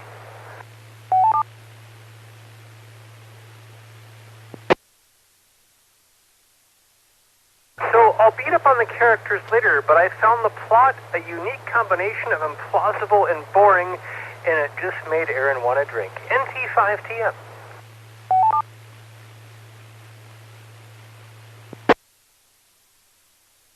Well, thank you, Tony, and thank you, Aaron. Aaron, I'm with you. I'm not allowed to drink anymore either because, well, if I did, I wouldn't have a liver after this movie. I am absolutely positive, but I feel for you. Next up is Sean, KB9SOK. Sean, tell us your thoughts on the plot for our film for this week, Jetstream from 2013 and Sci-Fi, or Sci-Fi Channel.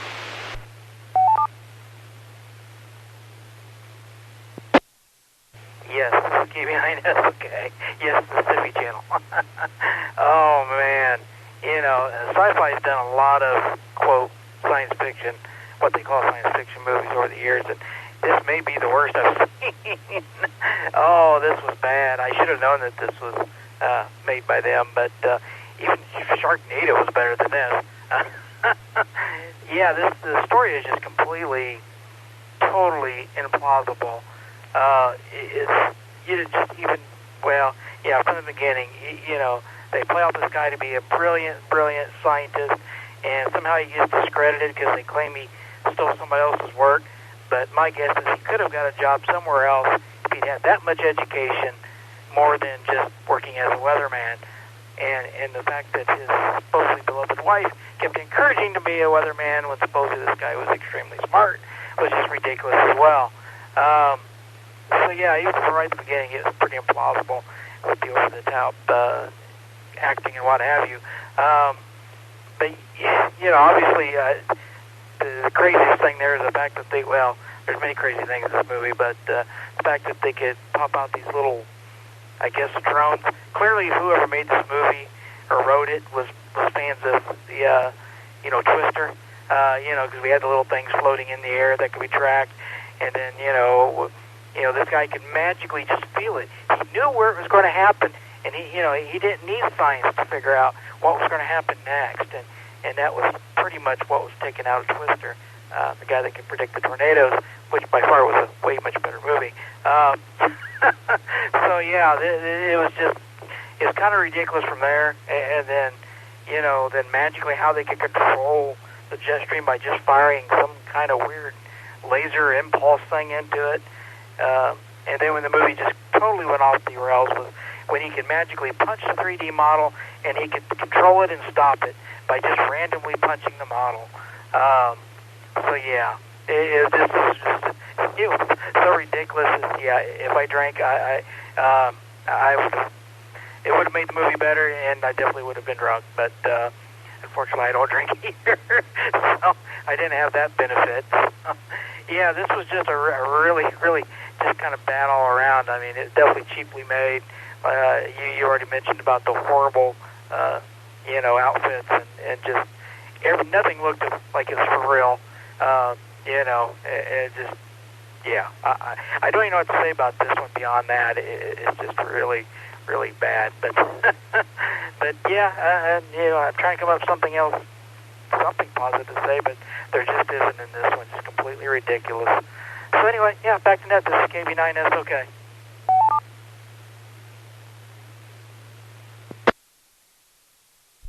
All right, thank you, Sean. Now, I got to explain something here. How these movies get picked.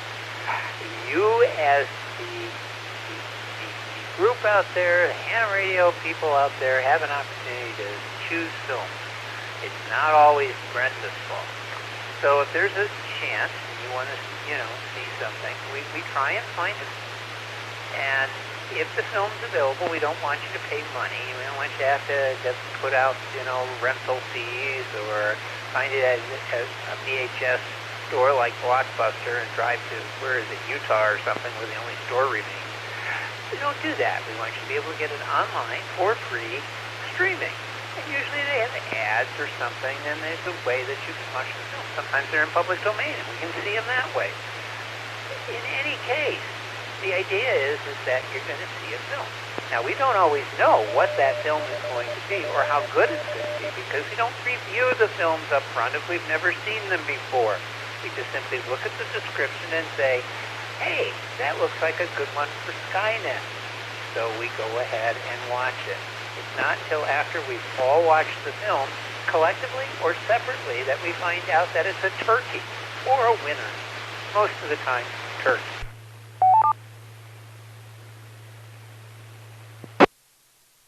But every once in a while, there are films that go below even Battlefield Earth and Plan 9 from Outer Space. This may be one of those films. If we had to revote what we did last year for the worst film of all time, this one probably would have been in at least the semifinals. But we didn't know about the film until just a few days ago. All right, next up is Brenda, WB50ZL. Brenda, don't forget, check your antenna and make sure it's not lying on the ground or in the ditch somewhere like last week, because your signal was very weak last week. This one's slightly better, but yes, you have a lot of noise. But go ahead.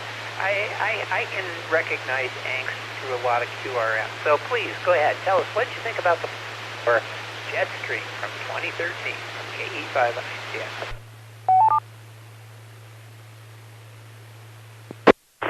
This is WB. I did not pick this movie, everybody. You know that. I never heard of it before. I don't know where Tom gets these things. I have suggestions out of fortune cookies, maybe. I don't know. Anyway, this wasn't the worst movie I've ever seen. Well, maybe it was. It's up there. It's up there. First of all, just the basic premise is stupid. Yeah, I think they were drunk when they thought this up, or they just wanted to make a movie and go, oh, all the good ideas have been taken. Let's come up with a bad idea. So I just never did quite understand the whole point. We're going to mess with the jet stream as a weapon? How does that work? What does it do exactly as a weapon? And who's your target? And how do you control it? And I just didn't think they ever explained that part. So, yeah, it didn't have any great stars in it. It didn't have any, there's just nothing about it that was great. That Major, he was absolutely unbelievable as a Major. That Majors, none of them act like that or look like that. And I just think a lot of this was, they had a bad idea and then they just didn't understand that it was a bad idea. They had nobody around to tell them. All right, back to net, WB50ZL.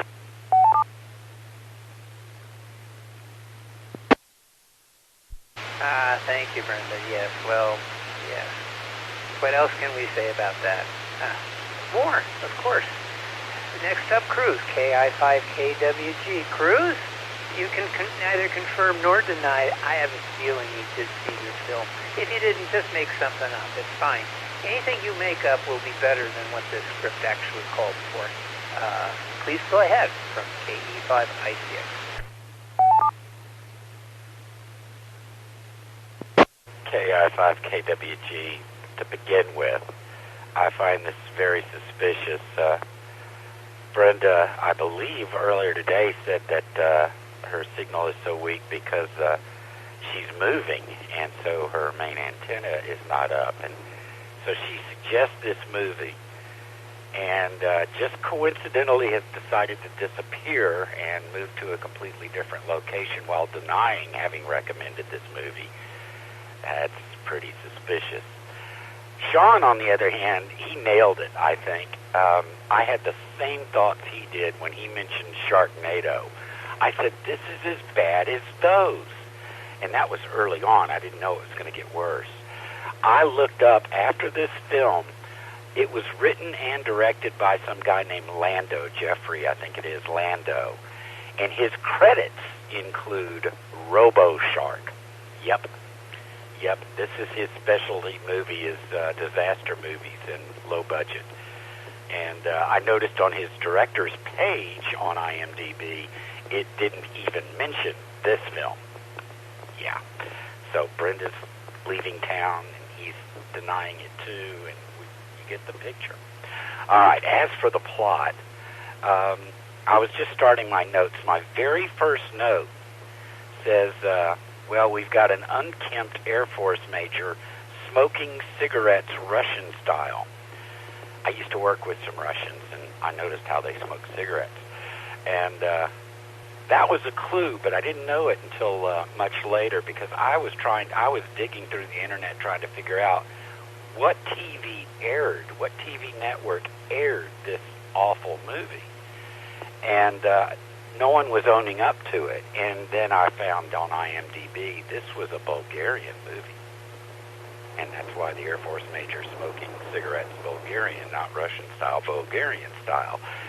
And he switched, by the way, off and on, because I guess he remembered he was supposed to be playing an American. At any rate, my next note, I won't go through all these. We got a Pentagon civilian who can't deliver her lines, and that stayed true all the way through the film. Sound quality, well, that really belongs elsewhere, but I'll go ahead and mention it was just awful. It was just awful, echoing all through it, and then changing volumes. Even on the same cut, it seemed like. Let's see, I asked myself if this was a kid's movie or a high school play, perhaps. Did they ever rehearse? I wrote down here somewhere along the line. Made me reset. I can't believe I talked this long. And almost done with my notes here. And this one really puzzled me. Were we ever supposed to have been rooting for the romance? They made her so awful. You were just waiting for her to leave and him to be relieved and the audience to be relieved. And then apparently we were supposed to have been hoping they'd get together and she'd believe him and everything would be okay. And I was like, oh, my word. Okay. I'll just wrap up by saying this is absolutely the worst film I've ever seen. If that's not true, it's because as a coping mechanism, I have blocked anything worse. KI5, KWG, back to net.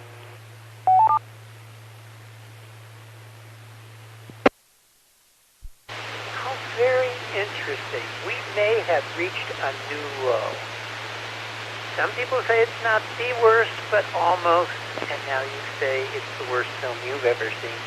I would have a tendency to agree. It is the worst movie you've ever seen. Me too. But, you know, I can only speak for myself.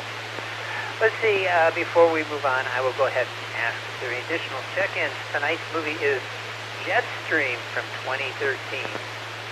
Environmental disaster film with 500-mile-an-hour winds hitting Seattle, Washington, and a few others in Madison, Wisconsin, Florida. If you'd like to join us, please come with your call sign, your name, and DGC. Jetstream.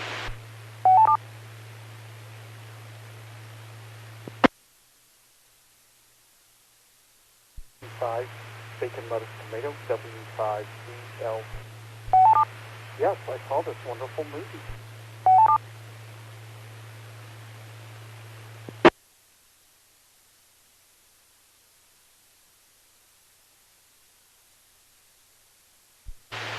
Hooray! Bill is there, W5BLT. Well, Bill, you're next. Go ahead. Tell us what you think about the plot for our film this evening from KE5ITX.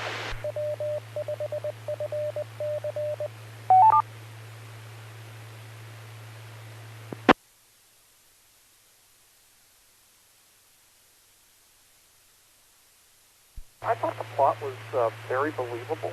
I remember growing up in the 70s as a little kid. My dad would tell me stories of the Russian cloud seeding and, control the weather and fears of that. And so, from the Cold War. So, I thought the plot was very believable. I have to disagree with everybody. I thought the acting was superb.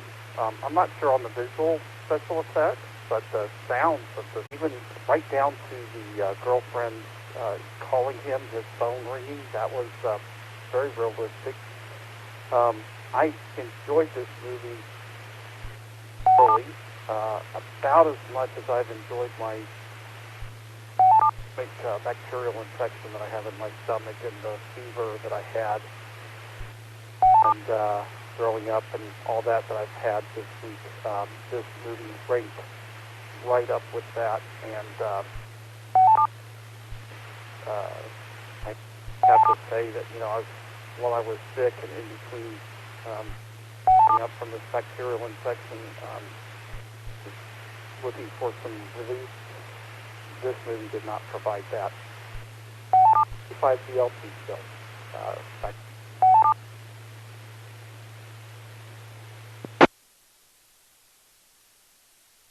Well, thank you, Bill. I think this is the first time that a movie plot was described as sort of like a personal bacterial infection. I couldn't agree with you more. Okay, I'll make my comments. Obviously, others are not going to step up and give their feelings about this film, so it's just going to be the six of us. I would agree with everybody's comments so far. This film, I don't know what's wrong with people, why they can't do a film. To me, yes, I think they could have done something with this story. Yes, it could have been far-fetched, and this one is, as to how the jet stream works and how you might bring it down from very high. But maybe you could have a secret weapon that would do that. I don't know if the idea of using a laser gun might be the thing to do that, but okay, we'll accept the laser gun and the drone thing from Twister, and we'll add that in. Well, then you've got to take and somehow weave a storyline along with engaging characters. Well, the plot doesn't have any engaging characters to speak of. There's Jack. That's the guy who runs the TV station or whatever. Jack, baby, he needs Sonny to come up with ways of doing things, man. He smokes a cigar in a very stereotypical way. And it just, you're okay, fine, whatever. So you have no way of buying into anything because the characters are so cardboard. And Sonny Simpson, Steve baby, he's there. We don't know. He's supposed to be super smart and capable, but he's a weatherman. So how did he end up in all of that? There should have been an interesting story saying he joined the Secret Witness Protection Program, or he had wiped out Brazil accidentally in some sort of weather mishap or something, and now he's undercover, and the people are going to find him out. That would have been a more interesting plot. Now, the one thing they could have done is they could have killed Angel off really quick. She was the most annoying girlfriend ever, and she calls like 500 times a day. Now, I work with somebody that has a wifey that calls 500 times a day. So I had a visceral reaction from that at any rate, and it all sounded exactly like the 500 calls I hear every frickin' day. So, no. Angel was expendable early on, and actually would have been a benefit to the film if she were wiped out in some horrible accident. Just saying.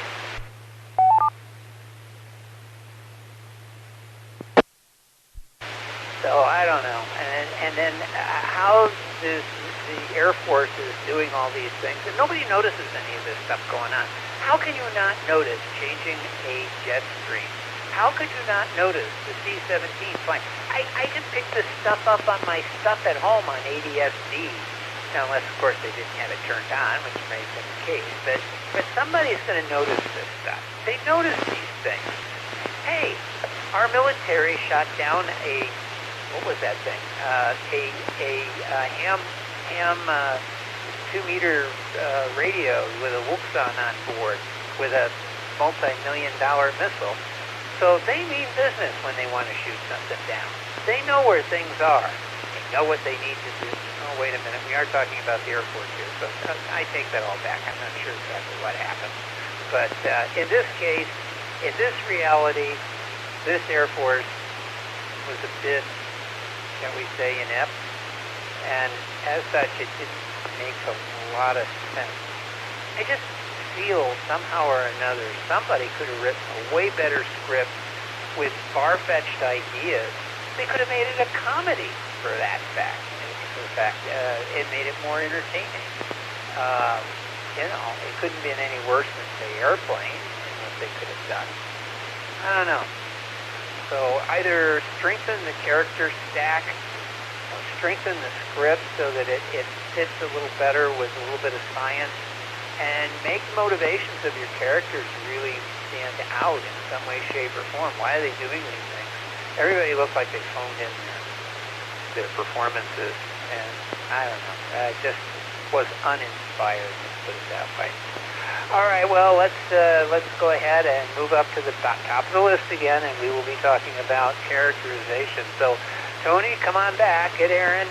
Bring her near the microphone or to the radio, and tell us what you thought about characterization. I know you've got something great to say about all these wonderful characters. NT5PM from KE5IK.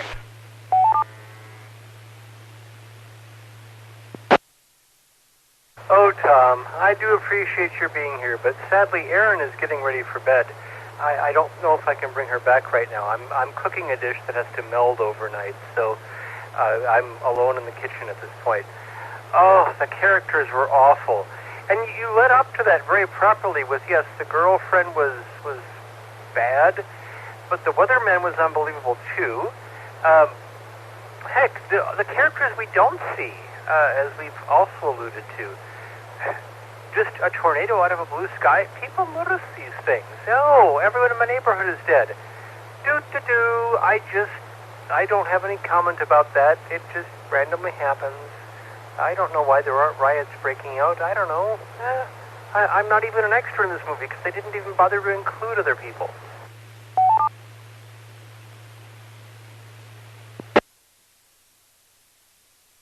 The character I would like to pick on the most, and I know I'm like fifth in line on this, was, I think his name was Nash. Major Nash was the least believable Major, and I am including Major Nelson and Major Healy here from I Dream of Jeannie because their uniforms fit, their trousers were pressed, they shaved, and they washed their hair.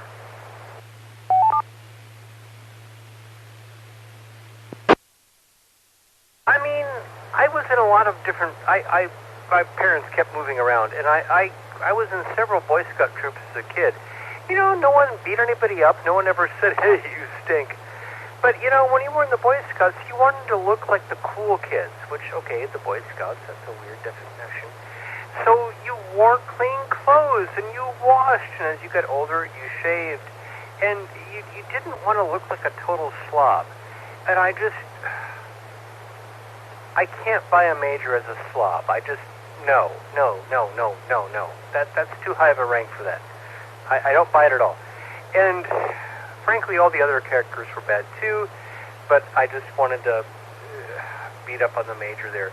If he'd been in my Boy Scout patrol, he would have been the only kid I would have been comfortable saying something mean to, because, man, what a slob.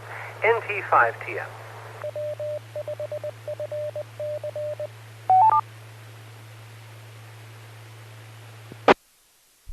Well, thank you, Tony. And it was Major Shaw, S-H-A-W, yes. And if you look at any of his publicity photos, probably from that time, he looks exactly like that. So they didn't prep him or anything. I think what they did was that they found him on a corner somewhere washing windows on cars for $1 or $2 or something, and said, "Are you an actor, and do you have a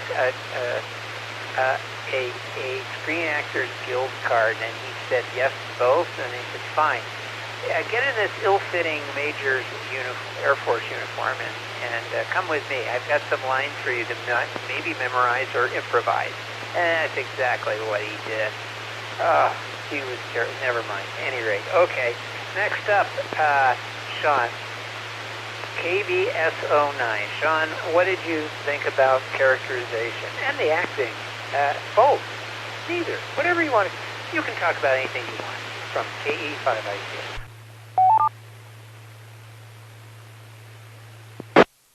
Yes, KB9S, okay. Yeah, we would have better off to talk about anything else other than this. But yeah, I think it's pretty much an agreement. The acting was absolutely just horrendous across the board. There's not even one good highlight or person here. But yeah, obviously our lead there, he was not believable. It was ridiculous. I know several years or quite a few years ago it was maybe somewhat popular in a few really tiny markets to where studios would do that kind of thing. They would have, whether people come out and act silly or, stuff like that. But I think that's kind of a thing of the past. But once again, supposedly this guy was a genius. How did he end up at this place? So yeah, completely unbelievable. Acting was definitely phoned in.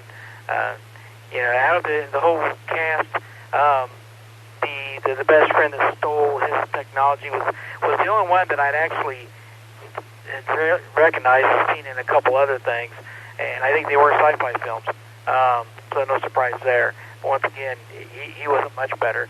It's pretty rough too. And yeah, the girlfriend, I agree, was extremely annoying. He probably should have took her when they went out on the field trip and saw the first burst, or what do you want to call it. and yeah, they could have off turns to the cameraman, because at least the cameraman was a nice guy. So I think it'd been a much better trade-off. And then he had a reason to really be upset and not want to help anymore. So yeah, they definitely could have tweaked this and made some definite improvements. But yeah, I agree totally with your comments there, Tom, on, you know, anything with his backstory would have been better. You know, it might have made it believable, and it did do that. And I realized this actor didn't have nothing really to work with, but still, you know, it was just completely phoned in, over the top, you know, just, yeah, it seemed like he just got done his first basic acting class, didn't particularly end up at the top of it. Yeah, I agree, the Major may be the worst. It was pretty bad, for sure. And then, yeah, the only other real cast we had was the people supposedly in the Pentagon that were sitting around the table. Yeah, like I said, I don't remember her name, but supposedly the lead there at the Pentagon, whoever she was, yeah, it definitely seemed like she was struggling with the lines, and it was definitely pretty bad. So, yeah, unfortunately, not a lot to say on this. This is just really bad. But even as bad as it was, we do appreciate the work you put into this, Tom, finding all these movies for us for free. And I do actually have a list at some point I'd like to suggest, but I've been trying to find them for free before I suggest them, but I've not had a whole lot of luck. But they want to say we'll find a good one. Back to that, KB9S, okay.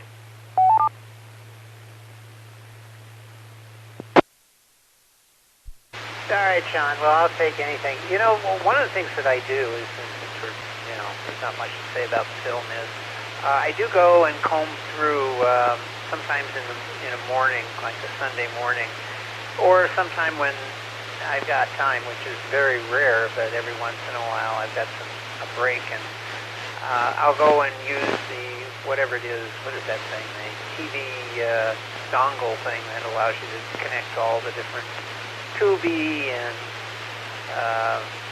Crackle and all those, and I'll start going through the science fiction listed section of each of these groups to see if I can find a film that might be available. And sometimes there are. Sometimes there's A-list films even that show up and they're available for free. Sometimes with advertising, sometimes not. Sometimes the film's just there and they say, here, come back and be a regular subscriber and you can do this. You can see other films that are just as good. But they only stay on for a few weeks or months. By the way, everybody or anybody who's listening, right now, you've got a few days left, maybe. It's going to be just a very short time. On YouTube, you can watch all the episodes of Season 1 for Strange New Worlds, the Star Trek Original Series prequel that launched last year and was very well received by critics and fans alike. I love it. All 10 episodes are available for free. No advertising, nothing. Just go. I don't think there's advertising. But just go to YouTube and look it up. Watch them quick because they will be going away. New Season 2 will be out I believe it's next week. So be ready. Go watch them. They're a lot of fun. All right. Next up is Brenda, WB5OZL. Brenda, your comments on characterizations for whatever this film is. Jetstream from 2013. KE5ITX.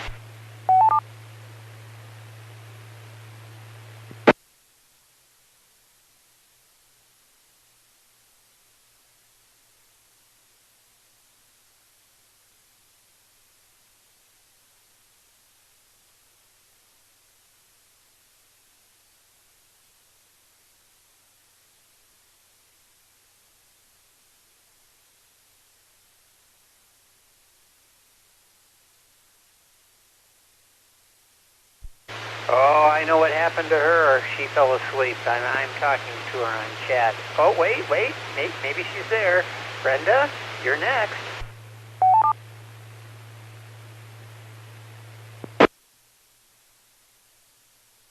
Oh, thank you. I thought I'd escape, but I still have caught. Here I am. So, are we talking about the characters?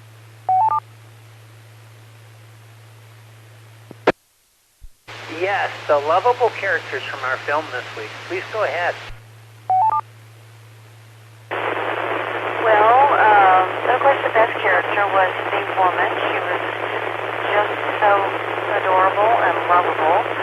I could happily strangle her. That was one of the worst aspects of this movie. I mean, it was such a soap opera, and you could apply murder before it was over with. The main character wasn't too bad. He was kind of cute, but he wasn't all that likable. And the Major was one of the worst things about the movie, too.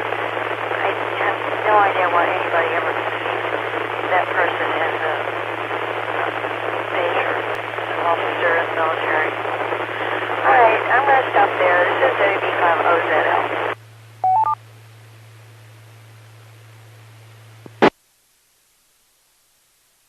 All right, well, fine. That was short and sweet. Go back to sleep. There's one more round. Maybe we can get through it. Let's see here. Cruz, KI5KWG. Cruz, I know you got notes. What do you think about our characters and characterization?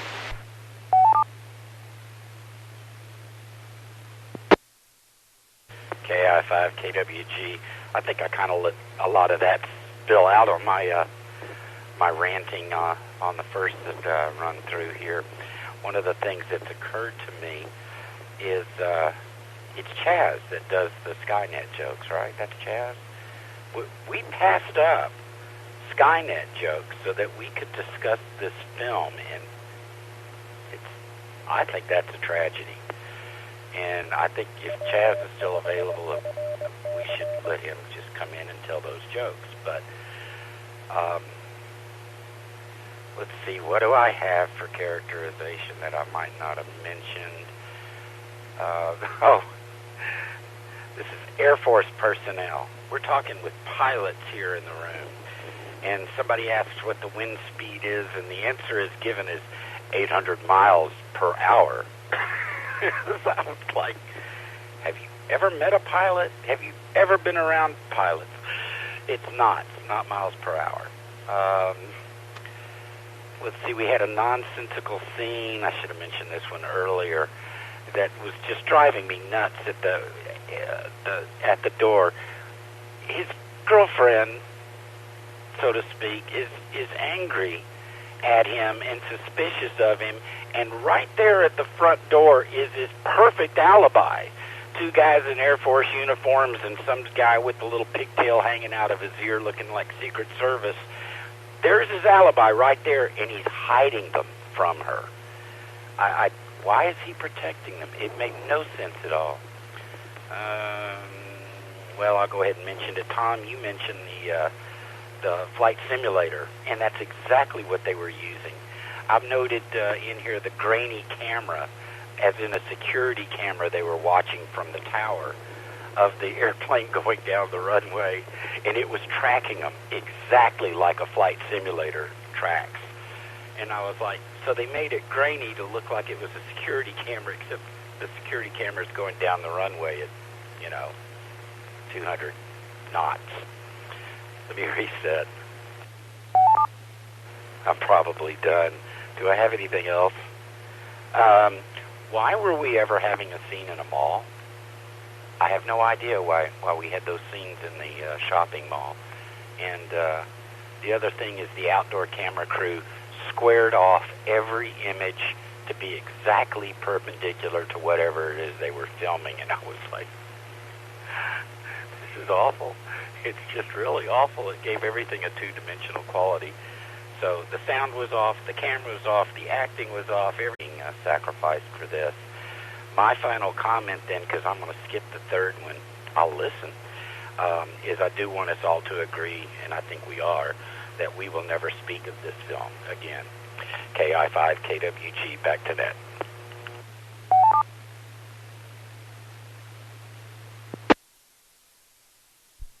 Oh, thank you, Cruz. Yes, one thing we have come to lockstep agreement is this is a terrible film. Really bad. Except for Bill, who says that, there were a lot of good parts to the movie that he can only relate to horrible things that have happened in his life. So when you compare the worst of the worst with bad actually looks better. And with that, I will turn it to Bill, W5BLT. Bill, your comments on characterization and the acting in our fine film for this week from KE5 ICF.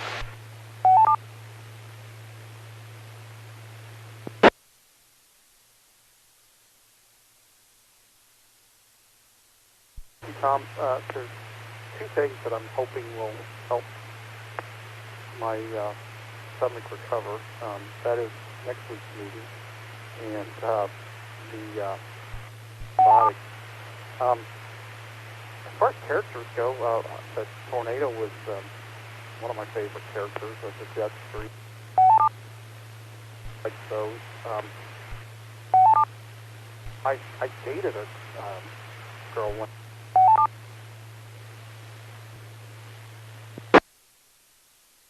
You know, the thought occurs to me that when the military guys were there, they could have taken her hostage, because that was unrealistic. They didn't take her.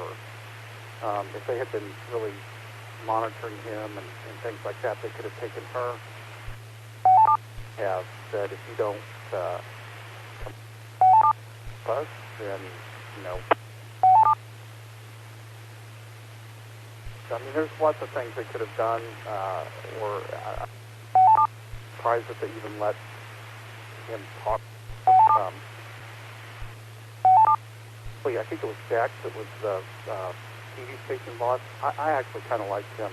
It made me laugh. And again, you know, just understand I was having a fever and throwing up,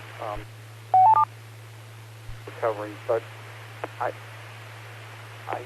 thought this was a comedy or an attempt at a comedy. And so when you're talking about how they could have done a comedy, I thought this was at it, but I hadn't looked it up online.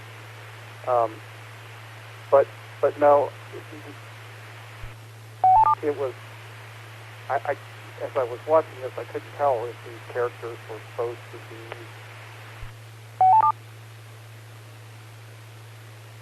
trying to attempt at humor, or if this was a serious.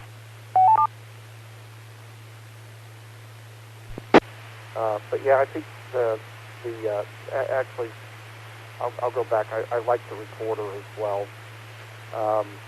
So if I had to choose a favorite character, though, it would have been the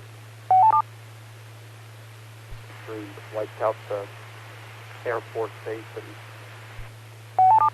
this movie to its inevitable end. W5CLT. Back to you, Tom.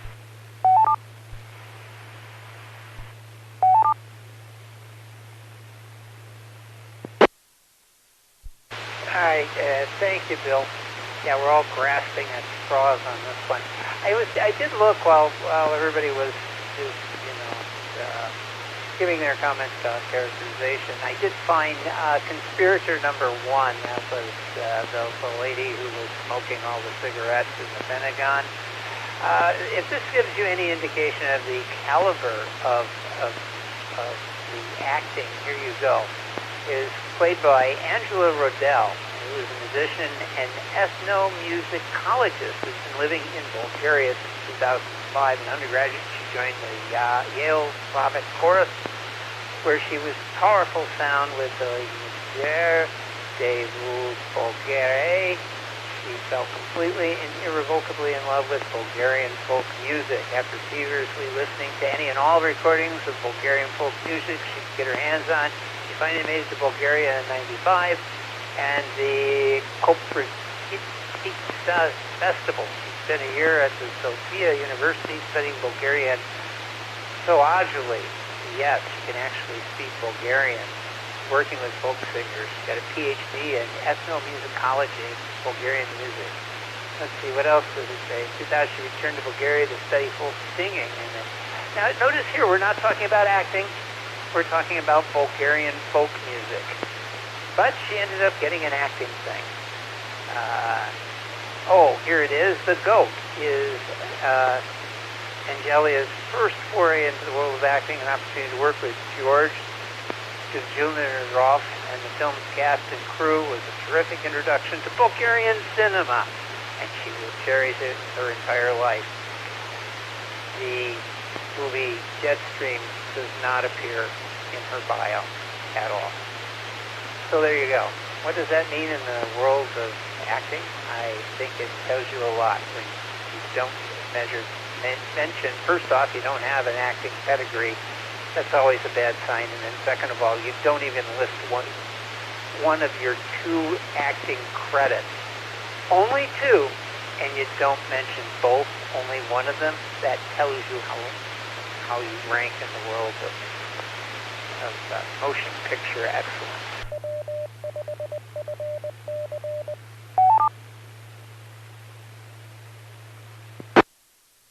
But I will say, just like you're supposed to say about children, you're supposed to say, I love the children equally, right? You don't want to start any fight. In this case, I hated all the actors and characters equally. They were all very bad. The only one that I might just say was the worst was Major Shaw, because that character was totally unbelievable. But hey, somebody's got to be the guy that, running the secret operation, and that's Major Shaw, and conspirator number 1.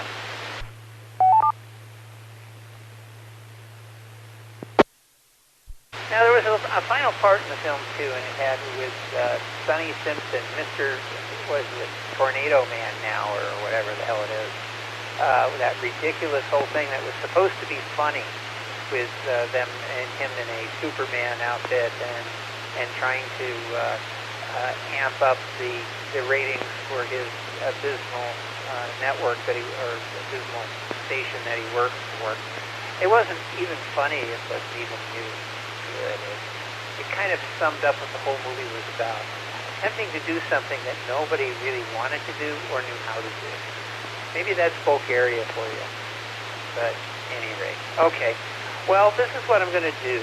If you have any final comments you want to make or a late check-in, I'm going to go ahead and let you come back with your call for a final comment. I'm not going to force everybody to go down the list because people are falling off like flies right now. They're tired. So if you would like to make any final comments, please come with your call now.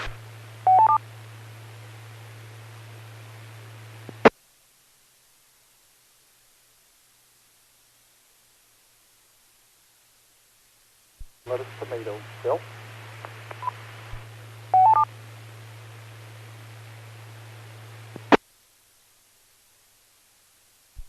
Okay, W5BLT. Bill, you have the final words. Go right ahead.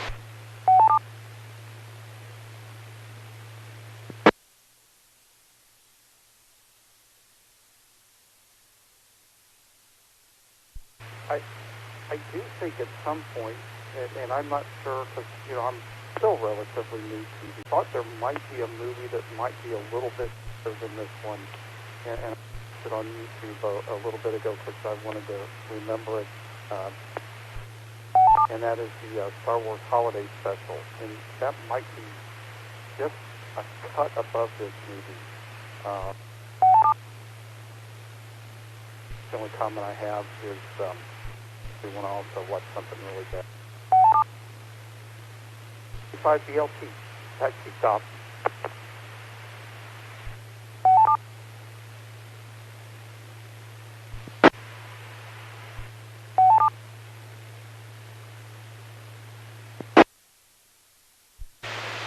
Bill, you mentioned that holiday special, and indeed it is on the interwebs, it's on YouTube, and I thought it couldn't be as bad as everyone said. And I remember seeing it. I think I actually turned it off. I couldn't sit through it. It was unwatchable. It had Maude and Art Carney in it, and the whole Wookiee family thing going on. It was pretty irritating. Then I went back to watch it for the first time in 30 years, and I got about 15 minutes into it, and I think my ears started to bleed. It was that bad. However, with that being said, it's still better than this movie. So I'm not sure we should be watching that, but in any case. we'll keep it in mind. Now, I've got good news. We've got a couple of good films coming up. For next week, we have Star Trek from 2009, part of the rebooted Star Trek series, movie series in this case. Came out in 2009. The following week, 6/17, we have Explorers, which is I think it's Joe Dante film. It's actually quite good. It's got Jerry Goldsmith's score. I love it. Very good film. Kind of got a kid's slant to it, but it's still a lot of fun. Our movie and watch party for Field Day for 6/24. You're going to hear it here first, folks. The watch party for Bride of the Monster from 1955. It is an Ed Wood masterpiece. Bride of the Monster. Very scary stuff, especially when somebody is eliminated in a spaghetti strainer. I can't make that stuff up. I still think, even though I haven't even seen the film, it's probably still better than Jetstream. We will be watching it at Field Day, so there will be no Afterglow Movie Net that evening as far as over air, but you come on out and we'll watch the film together. Mercifully, it's only about an hour long, so you don't have to stay up late at night to watch it. And then we will discuss it the following week, which will be July 1st. That's it. Next week's movie, Star Trek from 2009. I'll say 7-3 to everybody. Have a good evening, and we can all go to bed a half hour earlier. How about that? This is KE5 ICX. I am now clear.